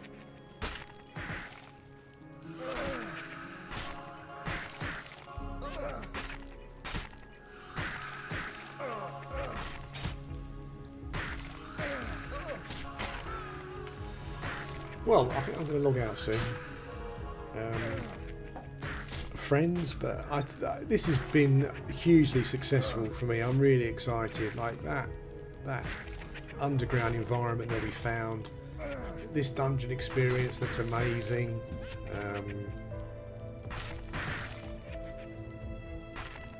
Yeah, I don't know what's next in the development cycle or step. I don't know when we'll all be able to get on again, but what a phenomenal experience. Already, you know, it seems to have so much more meat on it than some released MMOs that I've played recently. I think your P99ers are going to love this.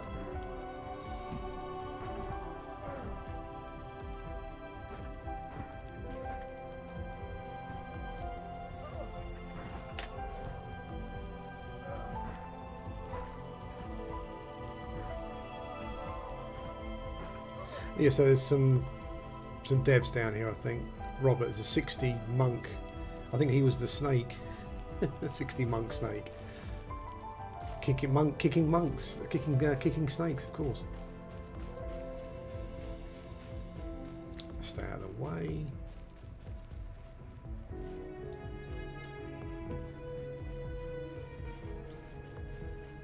Music's cool as well.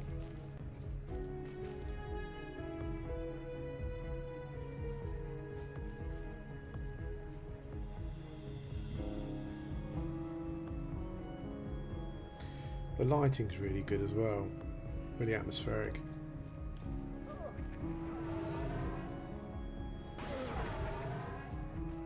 I think so far I've seen the clerics casting stuns and heals so far.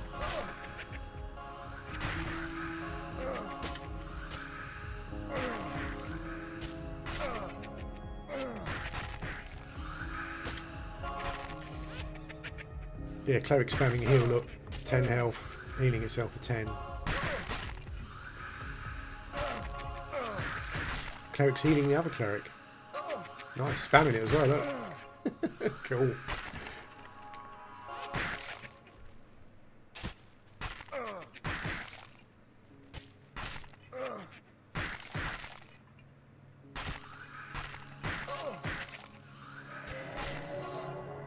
I haven't followed any Pantheon stuff for ages or seen any videos or whatever. How is this? How does this shaping up? Has there been any footage of like dungeon exploring like this, and like, how does it compare for anyone that's watched it?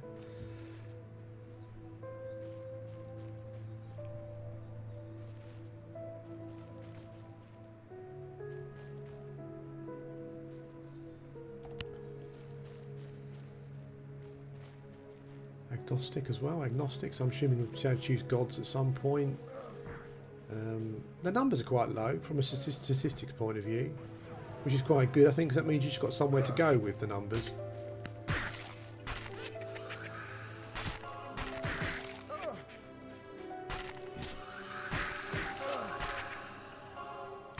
think that cleric must have come up behind. Interesting symbol here for the ranger. I didn't actually notice if the other classes were any different, actually. They might have been, I suppose. I don't want to get in trouble here. I'm just don't worry about me. I'm just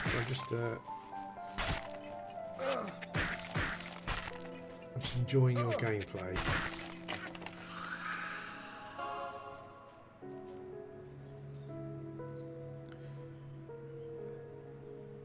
Now, this, I guess maybe this could be like a, I'm not sure if it's that wasn't a safe room, because I think there were mobs. Were there mobs in this room? I guess they're looking for other places to pull.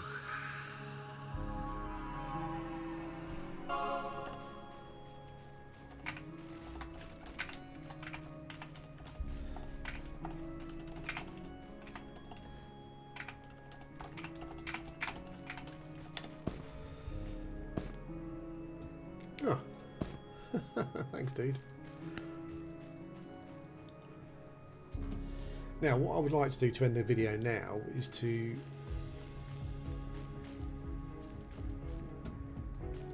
let's go down. I'm not going to train anyone. I just want to see. That's an empty room. We'll go all. What is a skeletal cleric? Yellow. So nice low level stuff. Skeleton just buffed itself there. Skeletal cleric just buffed itself. I'm tempted to just do a bit of Leroy Jenkins, but I don't want to train anyone.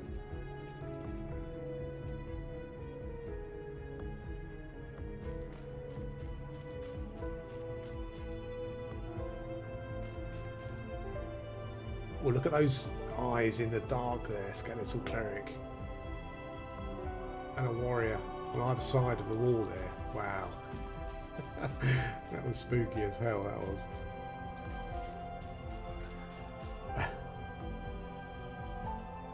I'm not sure if there's any, I'm not sure if this is a dead end.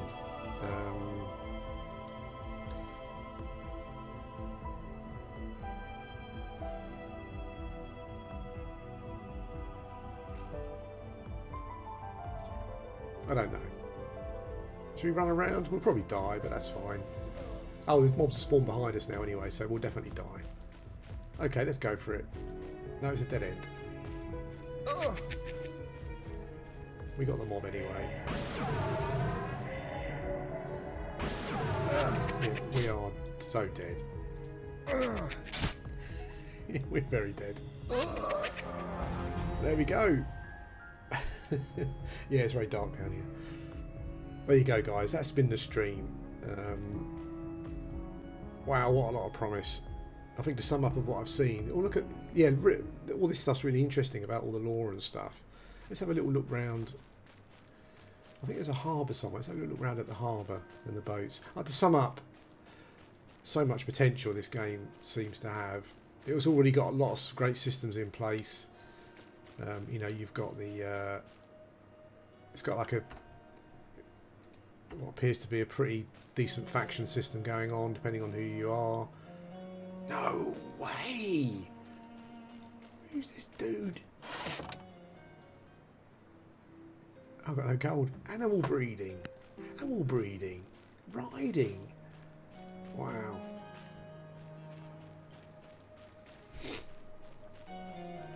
Well, this game's got a lot.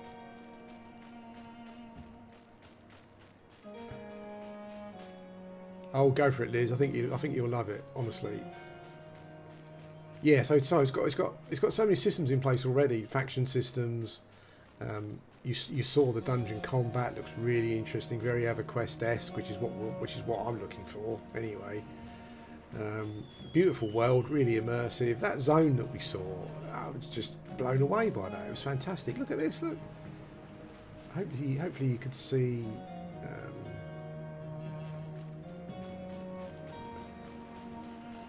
Hey, buddy. Yeah, this has got the most potential, I think. As I said before, I even feel that it's got more systems going and stuff and content going for it than some MMOs that are actually out there available. It seems to be nighttime quite a lot, which I do apologise for. So we're not seeing a lot. What's the time? It's 5 AM. So what we'll do is we'll sit here. Let's go up here and we'll sit and watch the sun come up together. I like the way it plays. It's got that snappy movement, that snappy EverQuest movement. It's already got starter quests in for your Spud. It's already got starter quests in. I'm not sure if the sun's going to come up. There's the moon. Which I'll see the sun come up somewhere. It's already got starter quests in for characters.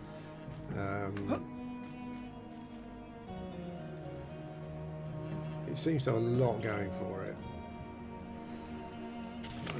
Can I just sit down? Will you just sit down? Yeah. Sun's just coming up. It's like very unfinished, obviously. Like you look around the world and you can see. Yeah, see that's the thing. That's the advantage that this has currently got over Pantheon from a release point of view. It seems tighter and more concentrated. A lot of the systems that the game's probably going to have are already in place. The faction system, it's got quests in place. Lots of classes, like all the classes you can log into. It looks like they've all got some abilities. Some have got more than others, you know. But yeah, it's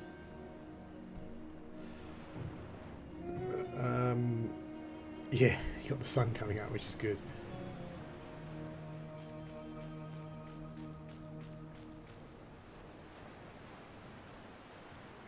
Let's just go and have a look over there, see where that dome place is. I don't want to log out now. I probably should do though.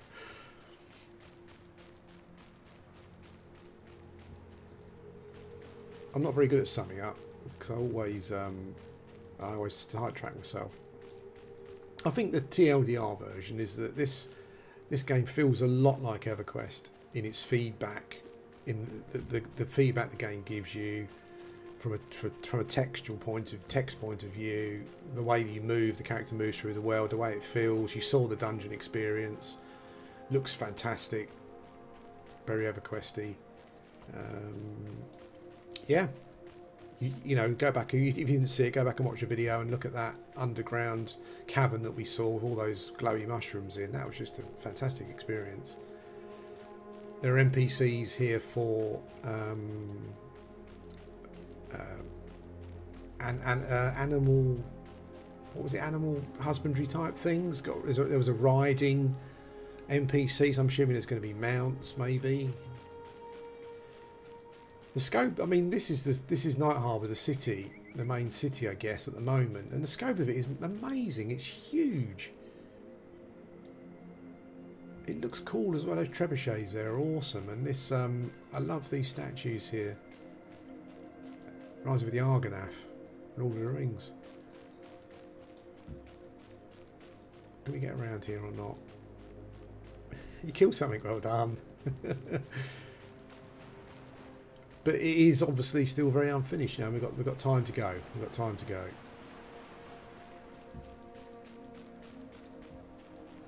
It's so atmospheric though.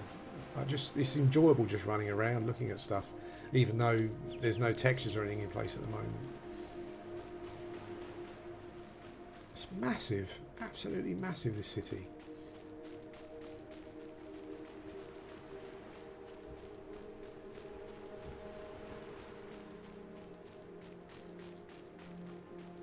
Oh wow, look at that.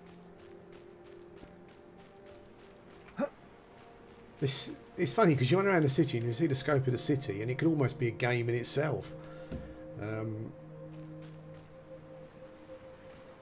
But then we've seen all the other zones as well.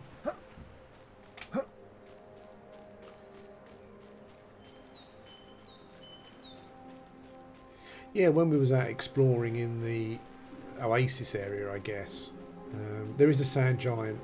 We saw sand giants. If you go back in the video near the start, we went through the Oasis area and there were some sand giants. They were huge. The models are only like giant ogre models at the moment, but there was also a GM at the beginning of the video who was a giant fire elemental. That was awesome. Yeah, the lighting's gorgeous. The scope as well, it's amazing. What they need to do with the city is like really make it feel like a city. Loads of intrigue and maybe politics and all that kind of stuff. As I said before, I did the I started off the Inquisitor quest. No, I saw the Inquisitor quest on a video. I've started the Shaman quest, but I saw the Inquisitor quest. One of the developers run through it, and there was a, what is that over there? Should we see if we can swim over there?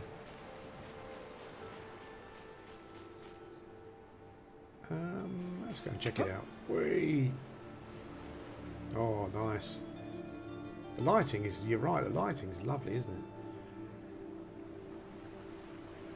Oh, swimming's not so good though. That's alright. Yeah, and the Inquisitor quest, you had to go and spy on these people and follow them around. It was pretty cool. It looks like there's going to be a bridge going across there, doesn't there?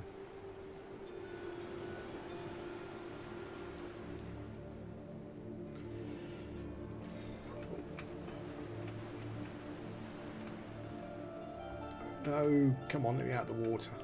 No, maybe I made a mistake. That's alright. Maybe we can get out over here. This tower seems to be... Oh no, look, maybe I can get up there. This tower seems to be out there on its own. Let's go and have a look. It's amazing exploring a new world, isn't it?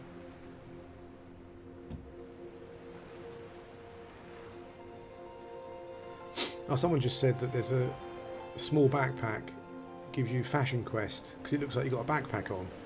Oh, that's cool. Oh, my bloke swimming above the water. Jesus. There you go.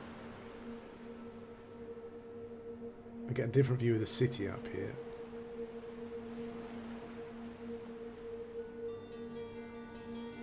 It's interesting looking at the chat as well. There's someone saying here, where is Mankirk's wife?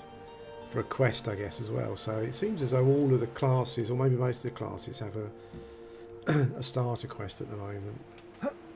Cool, we're out. Excellent.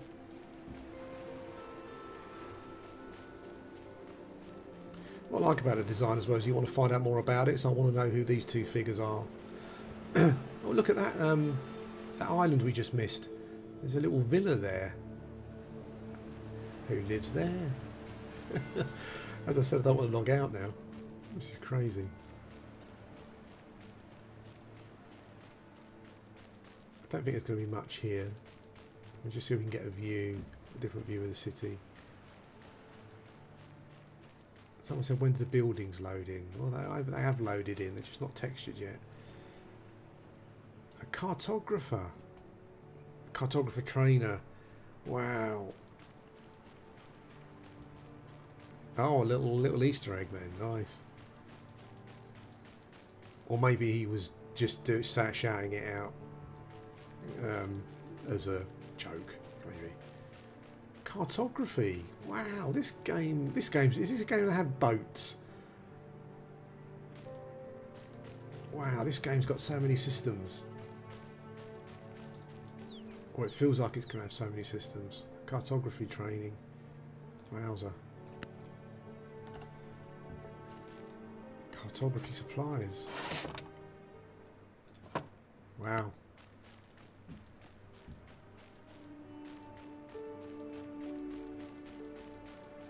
That is cool. That looks like the palace, doesn't it? Going to be the palace, maybe.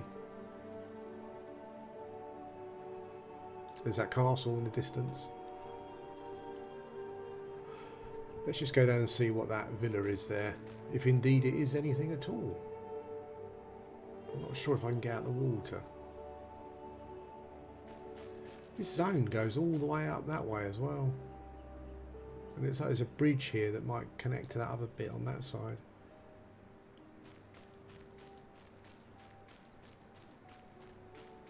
Whee! There we go. Let's go check out this little villa built into the cliffside thing here.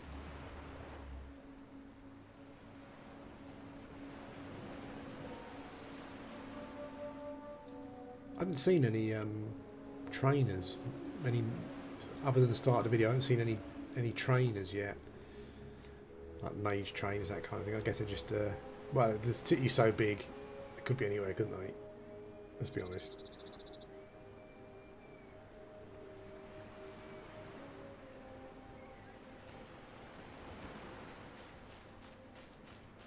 Yeah, that would be cool.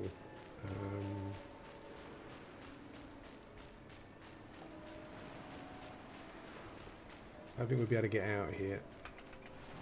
Nope. Come on, let me out. Let me out.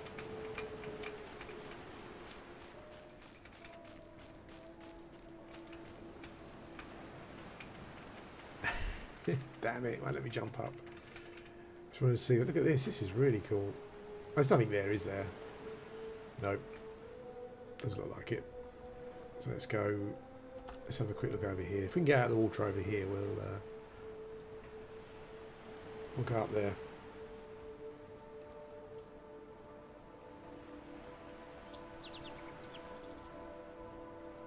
That would be cool, wouldn't it? If you had something like that skill where you could you go into a dungeon and yeah, you get like a feature where you're mapping it as you're going along. That'd be really cool.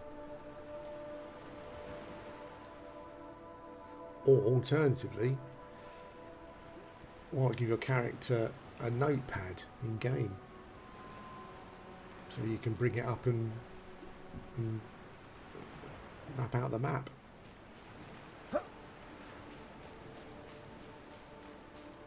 Let's have a look over here.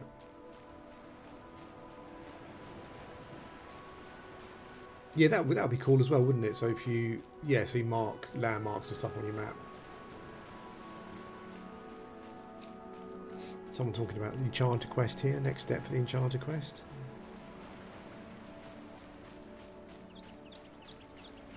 Very fancy architecture. It's going to look great when it's all... oh, this is shipwrights here, look. Nice. I wonder how hard it is to implement a sailing system. It'd be cool, wouldn't it? Just better go out sailing. That was one of the only reasons I played Worm Online, to be honest. I never got that far in regards to building a boat. That was the only reason, really.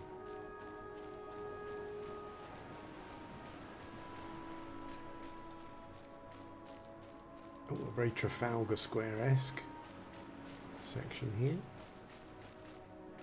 It's very opulent, isn't it? It's very... some dudes running this way. Let's see what's up this way. Very a well-off city, it looks like. Lots of trade going on, I imagine. Still a lot of rubber banding going on.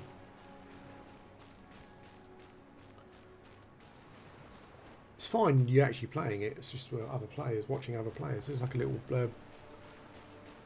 walkway here. Let's go up there. Let's just see what this is. Some corpses. Oh, there's some corpses. Must be mobs here then. Wow. Did they fall off maybe? I guess so.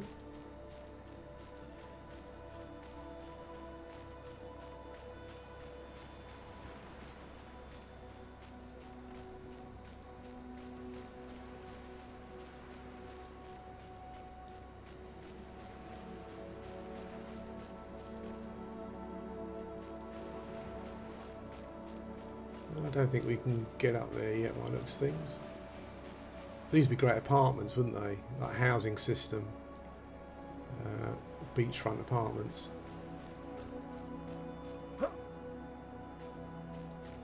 Or this one here. I just want to see if I can get over to that part of the city where it looked like there was the. I think it was a big. There's a big tunnel along here somewhere. And then we'll definitely be logging out. I think just up here there's a... You can go right underneath this bit here. I think.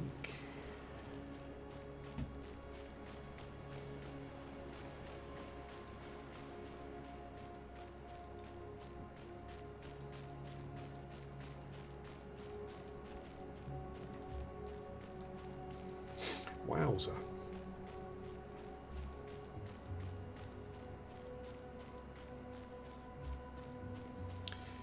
It's always interesting seeing how a game looks without all of the textures and stuff on.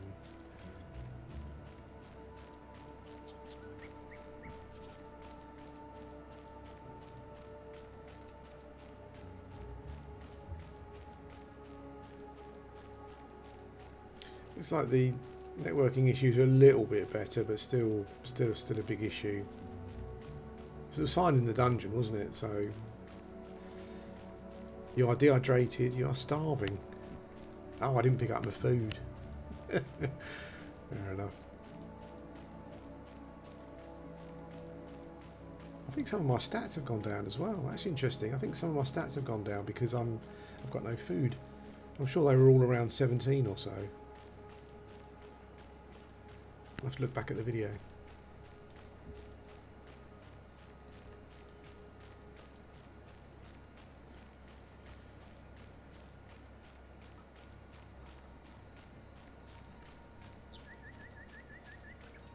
It's huge. There's another massive area here.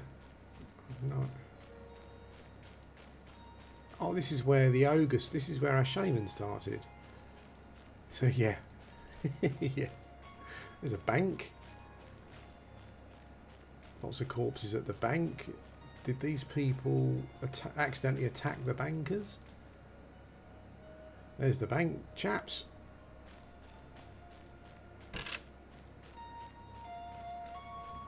That's a good idea. Let's just press a few keys.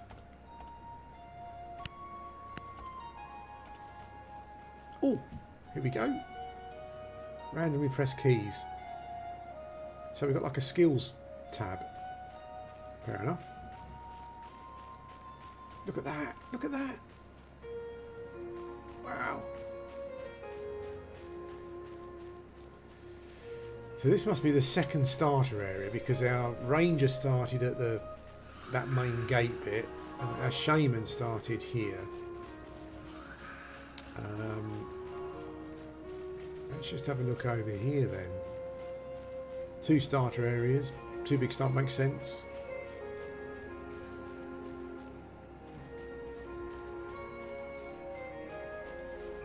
Lots of death. Lots of death here of all sorts. Mobs and players. Wow. Look at this, corpses everywhere. Holy smokes. Farming trainer, you got farming as well. Wow. We're really getting a lot of systems. There's a lot of systems. I was about to say something stupid like these starter areas will never cope when the game's released, but I'm going to assume, obviously, that different races will start in different areas. Otherwise, it would be chaos. This is still Night Harbour area.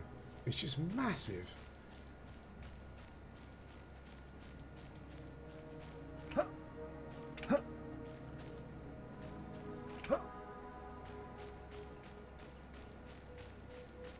I wonder what you can farm, and well, I wonder what you can farm in this game particularly. I wonder what that's all going to be all about.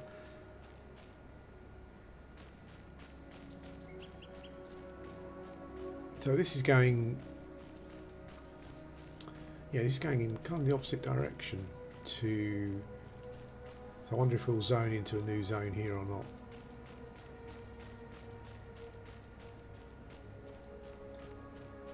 This looks the least worked on so far, I would say.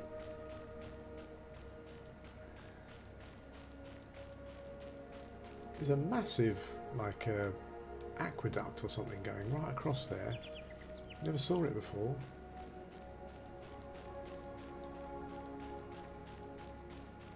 Now, I guess either we're going to zone or we're going to hit a wall. I feel this bit's probably not finished this way. There is a road up there with some corpses. Yeah, it doesn't look finished, this bit. I say finished, doesn't look. I'm still going. There's some players over there. Or NPCs. Yeah, so this is again, it stretches a long way that way. Whatever that means. Oh, we are zoning.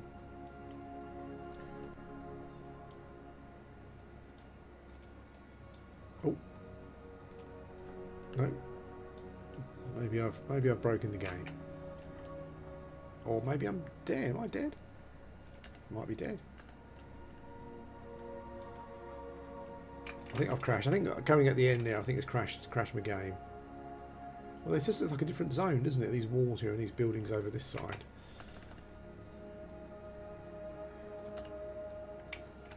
Yeah, I think I'm just stuck. Anyway, guys, that's it. I'm going to stop the stream here. This just looks so promising. As I said before, it, you know, really feels like EverQuest in many ways, but it's got its own lore, its own stories and all that kind of stuff, its own zones. Fantastic from what I've seen so far. The dungeon experience looks amazing.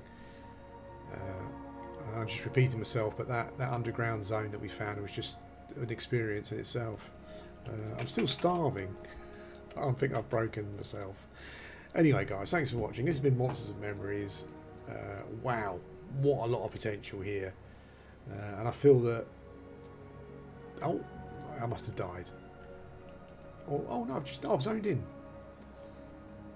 Night Harbour Fields. We're still going. We're still going. Wow.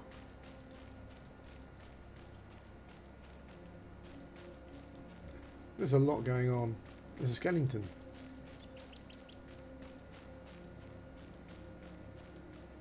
This looks like a very new, very early, looks like a blister beetle. Looks like a very early zone, this one, doesn't it? Mobs are kind of not really roaming.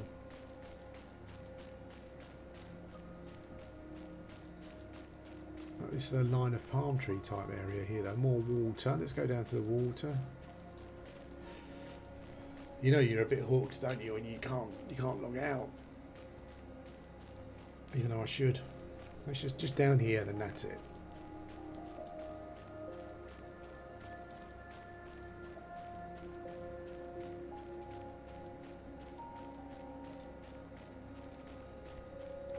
Yeah, slightly higher level here. A lot of the mobs are aggro.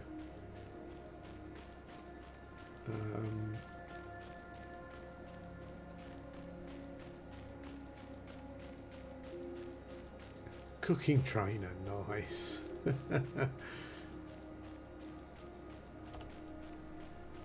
Oh.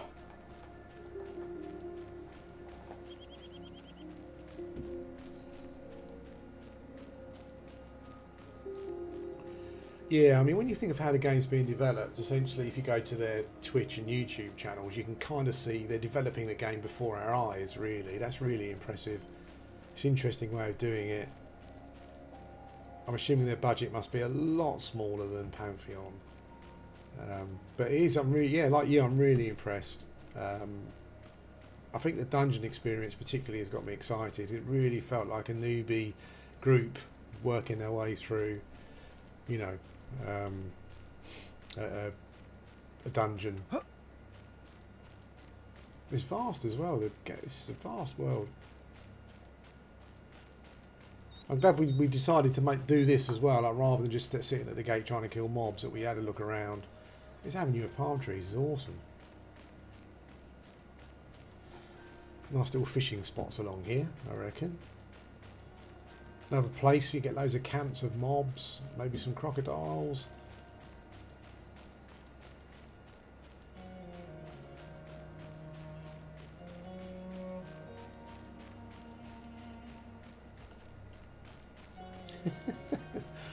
It's very explorable as well.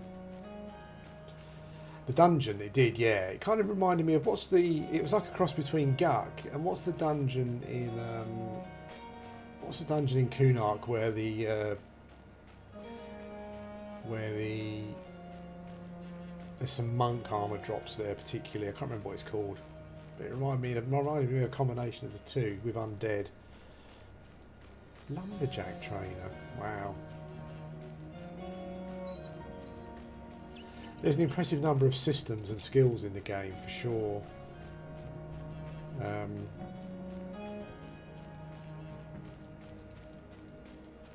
excited about the fact that it looks like maybe the rangers contain stuff. There was also like an animal. There was also like a what was that animal? What was that creature trainer that we saw? It wasn't animal handling, was it? Animal something or other. I can't remember what it was, but there's a riding trainer.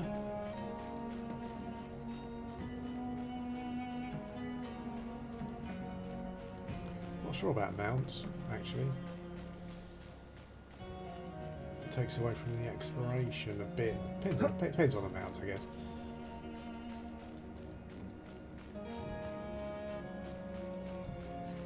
It's like a Kenos to Freeport newbie run, isn't it?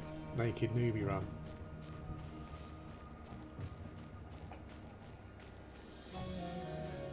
Yeah, I've been playing. I played that Star Wars Galaxy emulated server, but then I went looking for some other ones because that was the one post upgrade stuff. But I found one, just Star Wars Galaxy's MU, I think it's called, that is before all of that stuff, and you got like the creature handling class there, and you can just go out and tame animals, and you have to tame the babies, and they grow up with you and stuff. Yeah, I would love a deep animal system like Ultra Online, as you say. That was fantastic. Taming in Ultra Online, yet to be bettered, really. Down here, that's the one. Yeah, it felt like a cross between Down here and Guck. Down here more the fact that it was like sandstony kind of, you know, environment.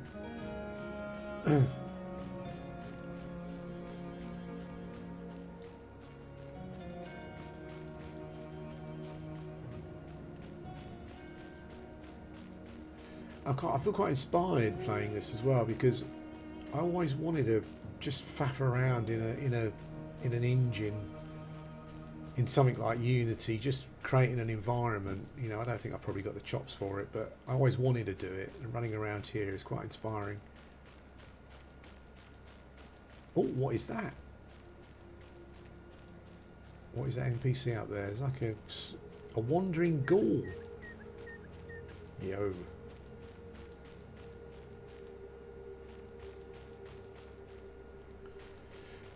I think it's because what I said before. I think when they created EverQuest and Ultra Online, I think EverQuest particularly, I don't think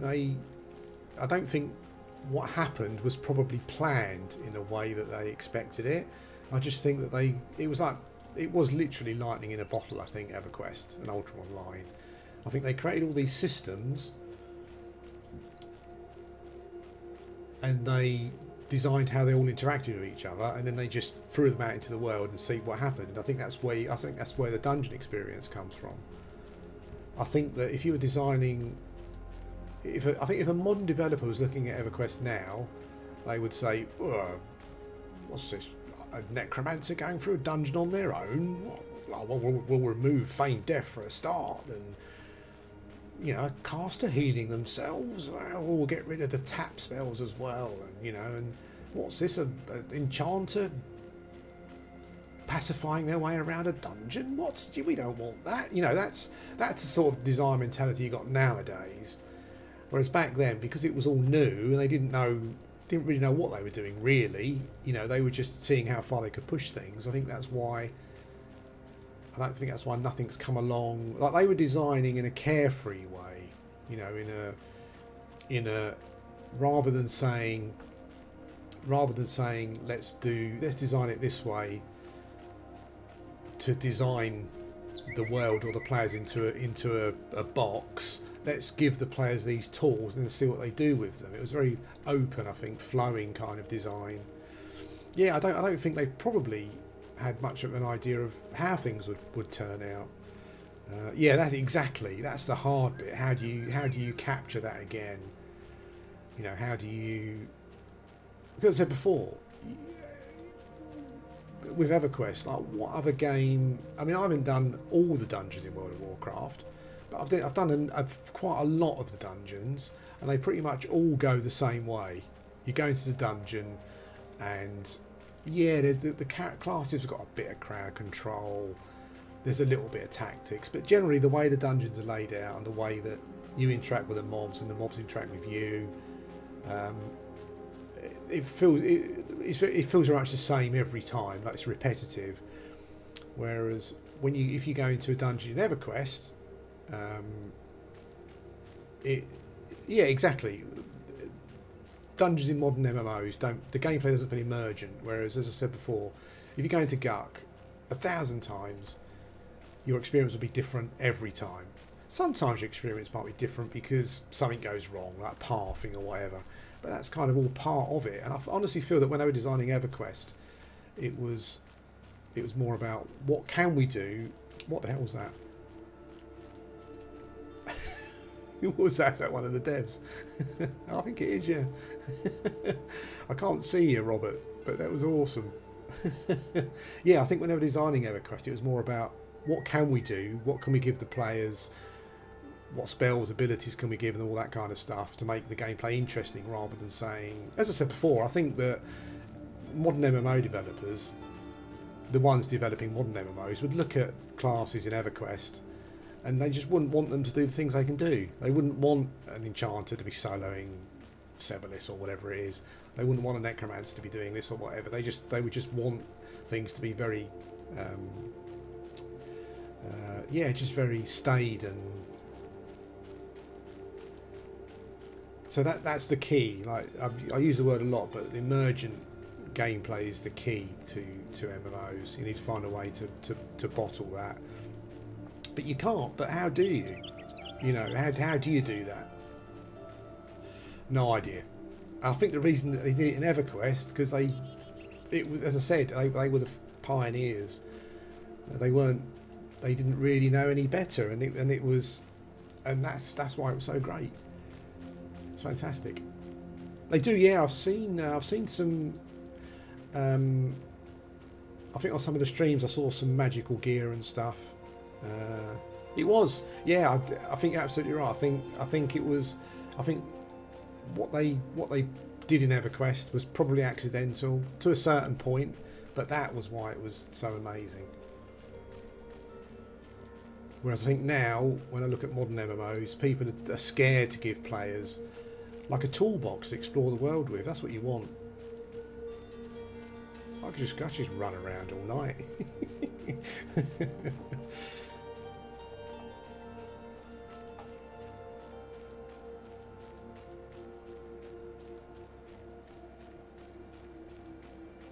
And I think, and yeah, and they didn't shy away from. They didn't shy away from, as I said, giving players a toolbox. It always another zone, giving players toolboxes and stuff. You know, it's like, to a certain extent, they must have known what would happen if you give a character a spell that allows them to bypass camps of mobs. But they didn't say, so like Enchanter, for example, or a Cleric, you know, they must have known to a certain extent what would be possible by giving a line of spells that allowed players to pacify mobs and just bypass camps. But they weren't scared of that. You know, they didn't say, oh, we better not do that because of X, Y, and Z. They just thought, let's just do it because that's what we want. We want this gameplay to be unexpected. And the thing I loved about EverQuest was the RNG, but the RNG was controlled. Like, as a player, you could control the RNG to a certain extent. I think that was a really powerful design choice as well, where it was random, but there was ways for you to push the randomness in your favour. Exactly, like the Dark Souls games are the perfect single player example of Dark Souls and the Souls games are perfect examples of single player EverQuest type games. Definitely. So this is the glass flats. There's a lot of zones.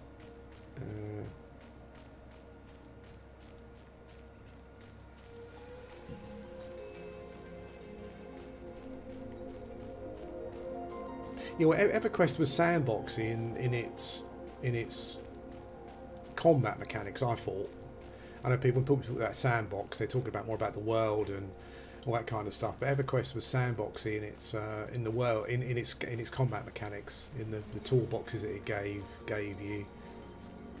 What I liked about EverQuest as well is that it wasn't just restricted to. It was at first, but what I liked about the Kunark expansion was it opened up a lot of stuff for melee and tank characters as well. So in Kunark, the tanks and melee characters got quite a lot of magical effects through items, you know. So again, it was you could play. I've seen some Shadow Knights in on P99 do some crazy stuff with spells and abilities on items and stuff as well. So yeah, and I think, and the reason I feel quite, this zone looks a bit different actually. Some big trees over there, big pine tree type things. Still a bit deserty, but I'm surprised my guys have collapsed by now.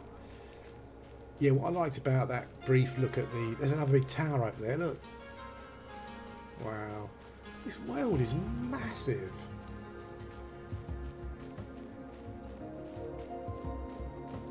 Wow, look, there's mobs in this zone. A basilisk. No way. There's a lot going on. Oh, there's elementals. Look at this. Wow. I'm just getting more amazed the more I'm exploring. Look at that scene. That is beautiful. A shard bat. It's red. Let's go and see what these elementals are. I didn't think I'd be playing for this long, but I can't log out now. Look at that castle up there in that tower on the cliff there. The world design is amazing. Like, I don't know who... Yeah, I feel like playing P99 now as well. I don't know who the designers are, who the world designers are, but what a job they've done. This zone is essentially like the overland version of that deep dunes place that we saw.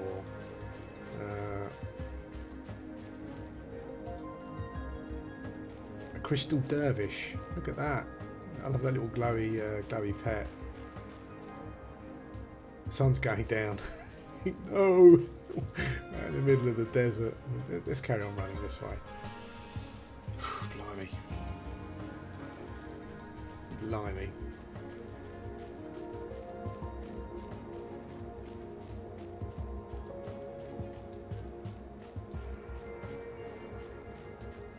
Even in this early state, this game, the world feels humongously bigger than something like Project Gorgon or Embers Adrift. it feels like it's got more versatile content than Embers Adrift, certainly. Holy shit, look at the size of that.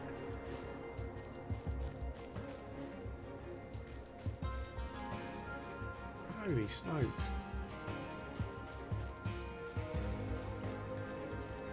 Yeah, oh, a million times better.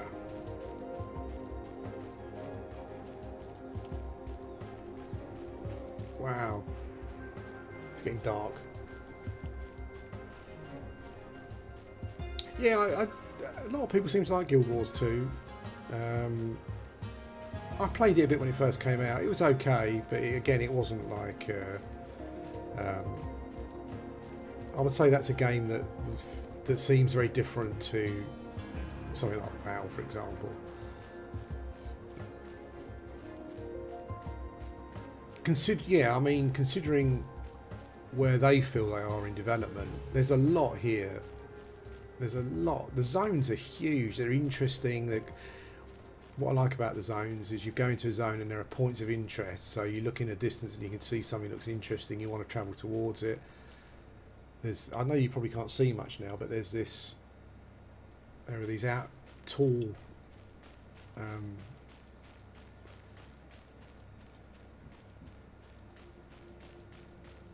rocks here. It looks like there might be a structure over there in the distance. You've got this castle up here. Just to let you know that the vision for me playing on my monitor is a bit better than what you can see on stream, maybe. I'm looking at OBS anyway, and it looks darker than what I can see on the screen, but maybe you can see what I can see, which is good. These crystal elementals are huge. I'm running towards this castle.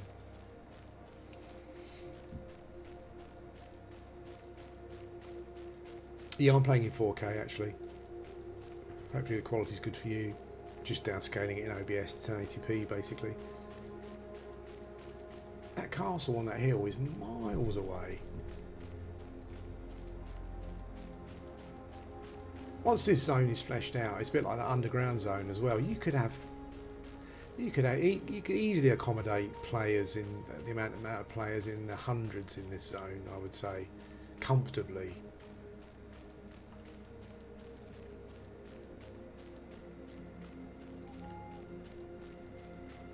I think what I'm going to do going forward is to find out a bit more about their world design. A lot of the videos I've been watching is a lot of the dungeon stuff. But I'd like to find out about the world design.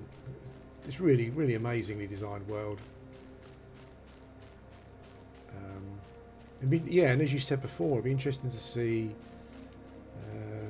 Yeah, they could do housing here. Yeah, I'm not sure how they're using the technology, but but the technology is amazing. Considering it's Unreal Engine.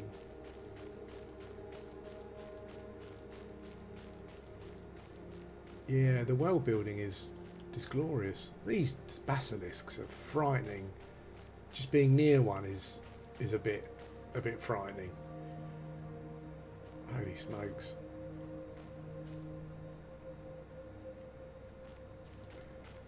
Wow.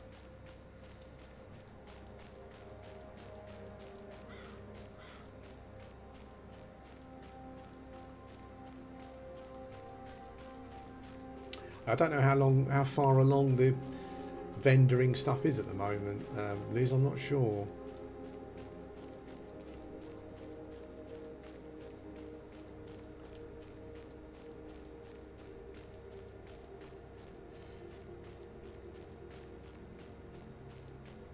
Yeah, I think that, as you know, I'm a bit of a different MMO player.